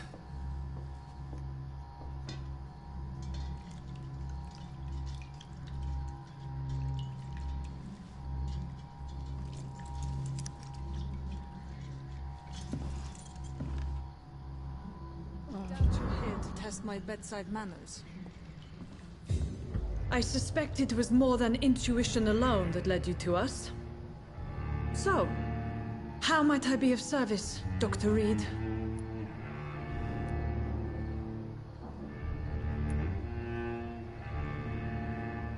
I've come to put an end to this insufferable blackmailing, Dorothy. Doctor, you think your warnings scare me? I've stolen and plied, blackmailed and lied, but what else am I to do? I'm all these people have. You've convinced me of the sincerity of your actions and their noble justifications. But all the same, blackmail is a crime, and it will stop, Nurse Crane. So, are you going to turn me over to the authorities?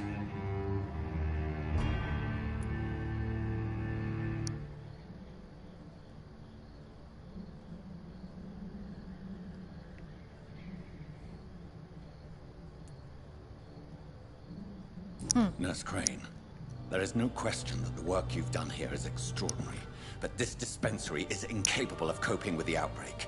It's only a question of days before the situation at hand will overwhelm us. I cannot allow it. It's my duty to put an end to this immediately.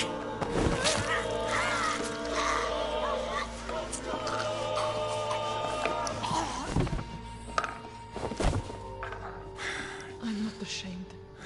I did what was right. For in the end, I saved lives and you took them. But we had so much in common, Doctor.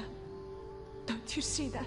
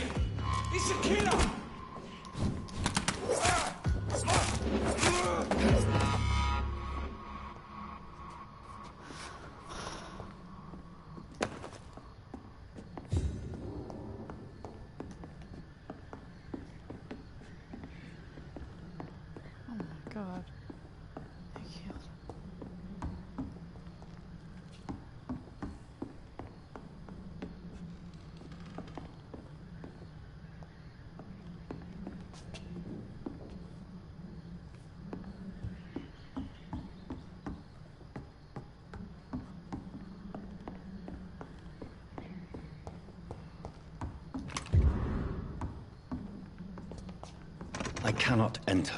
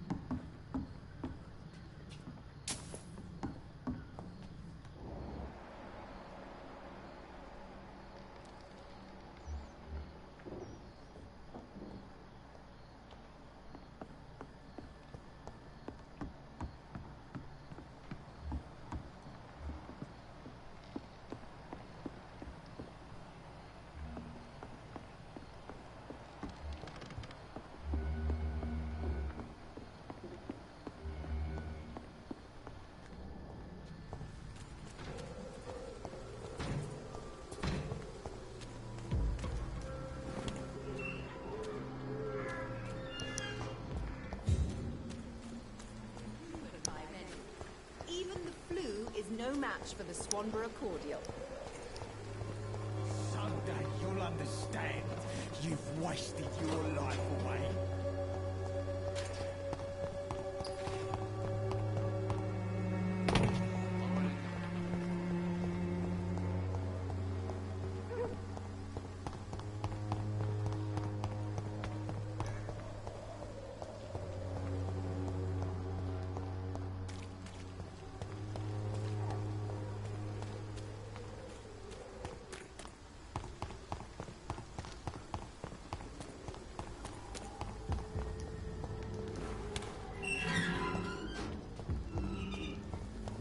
Human blood. Whoever left these marks did so deliberately. Kill it, boys! Vermin! Burn it, boys! Oh, Jesus.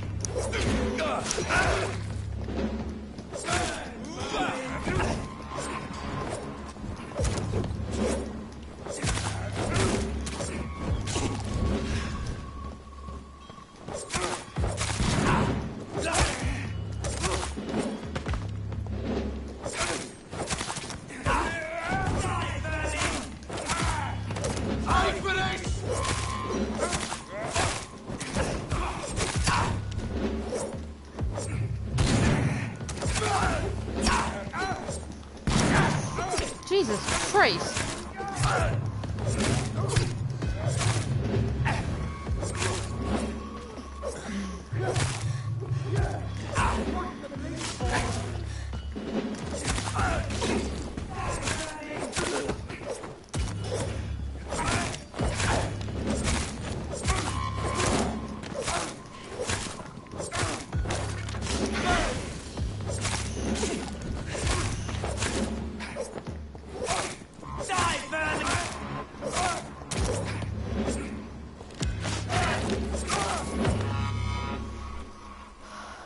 Holy shit. Fuck with me.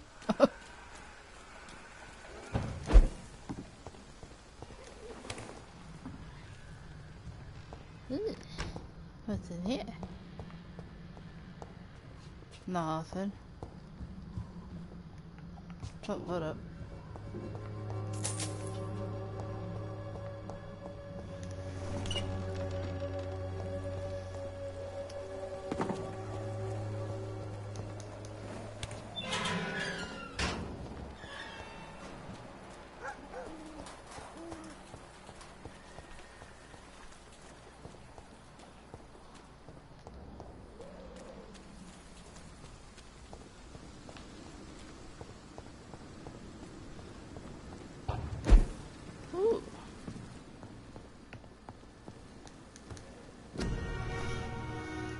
I'm home. Finally. Jeez.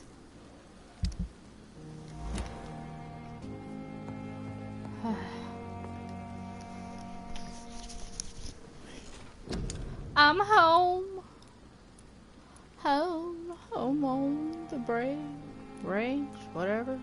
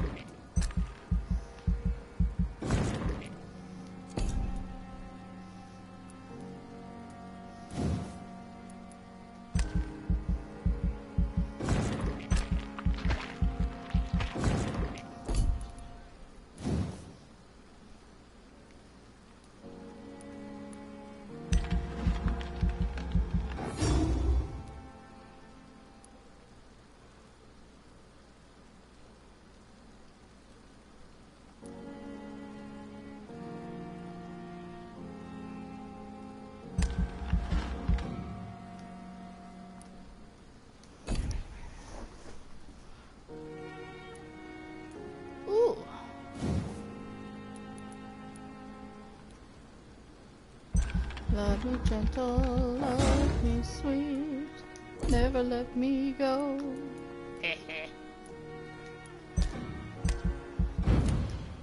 Hmm.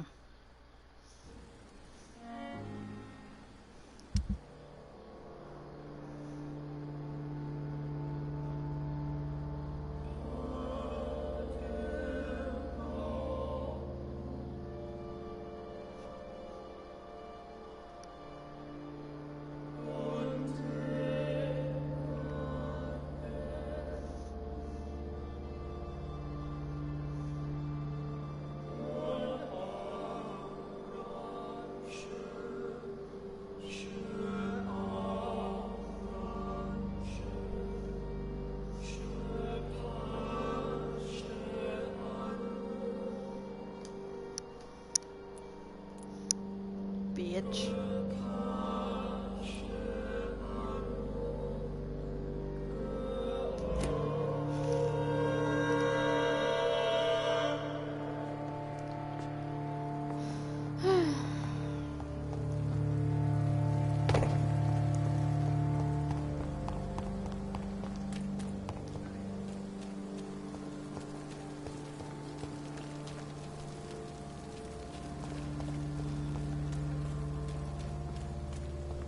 Find the mailbox in the letter. What the fuck?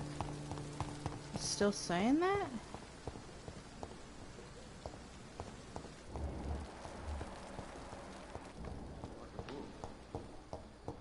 Never could keep anything.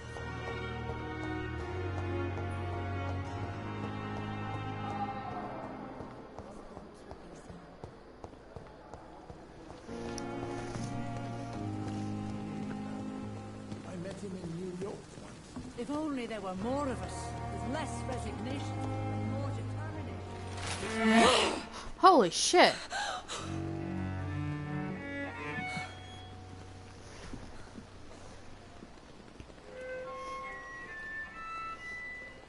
I would ask you to avert your eyes, sir. Or did you not know it was rude to stare? I knew it. Speak up, Dr. Reed. I like a man who speaks his mind. You killed him. He trusted you. And you killed him. Spare me your sarcasm, Jonathan. You are but newly born in this world.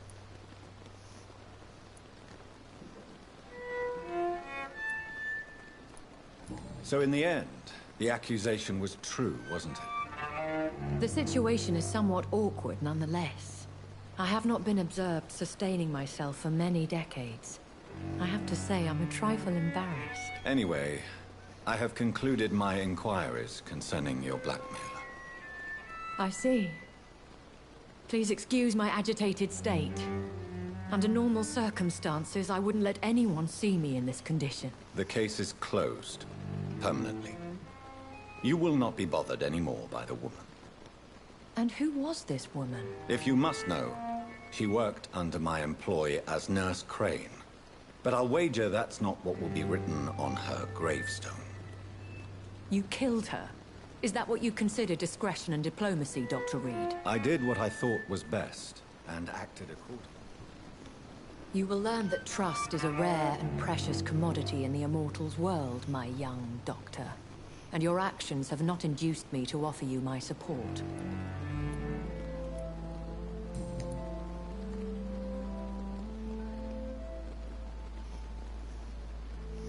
I'll be back, y'all.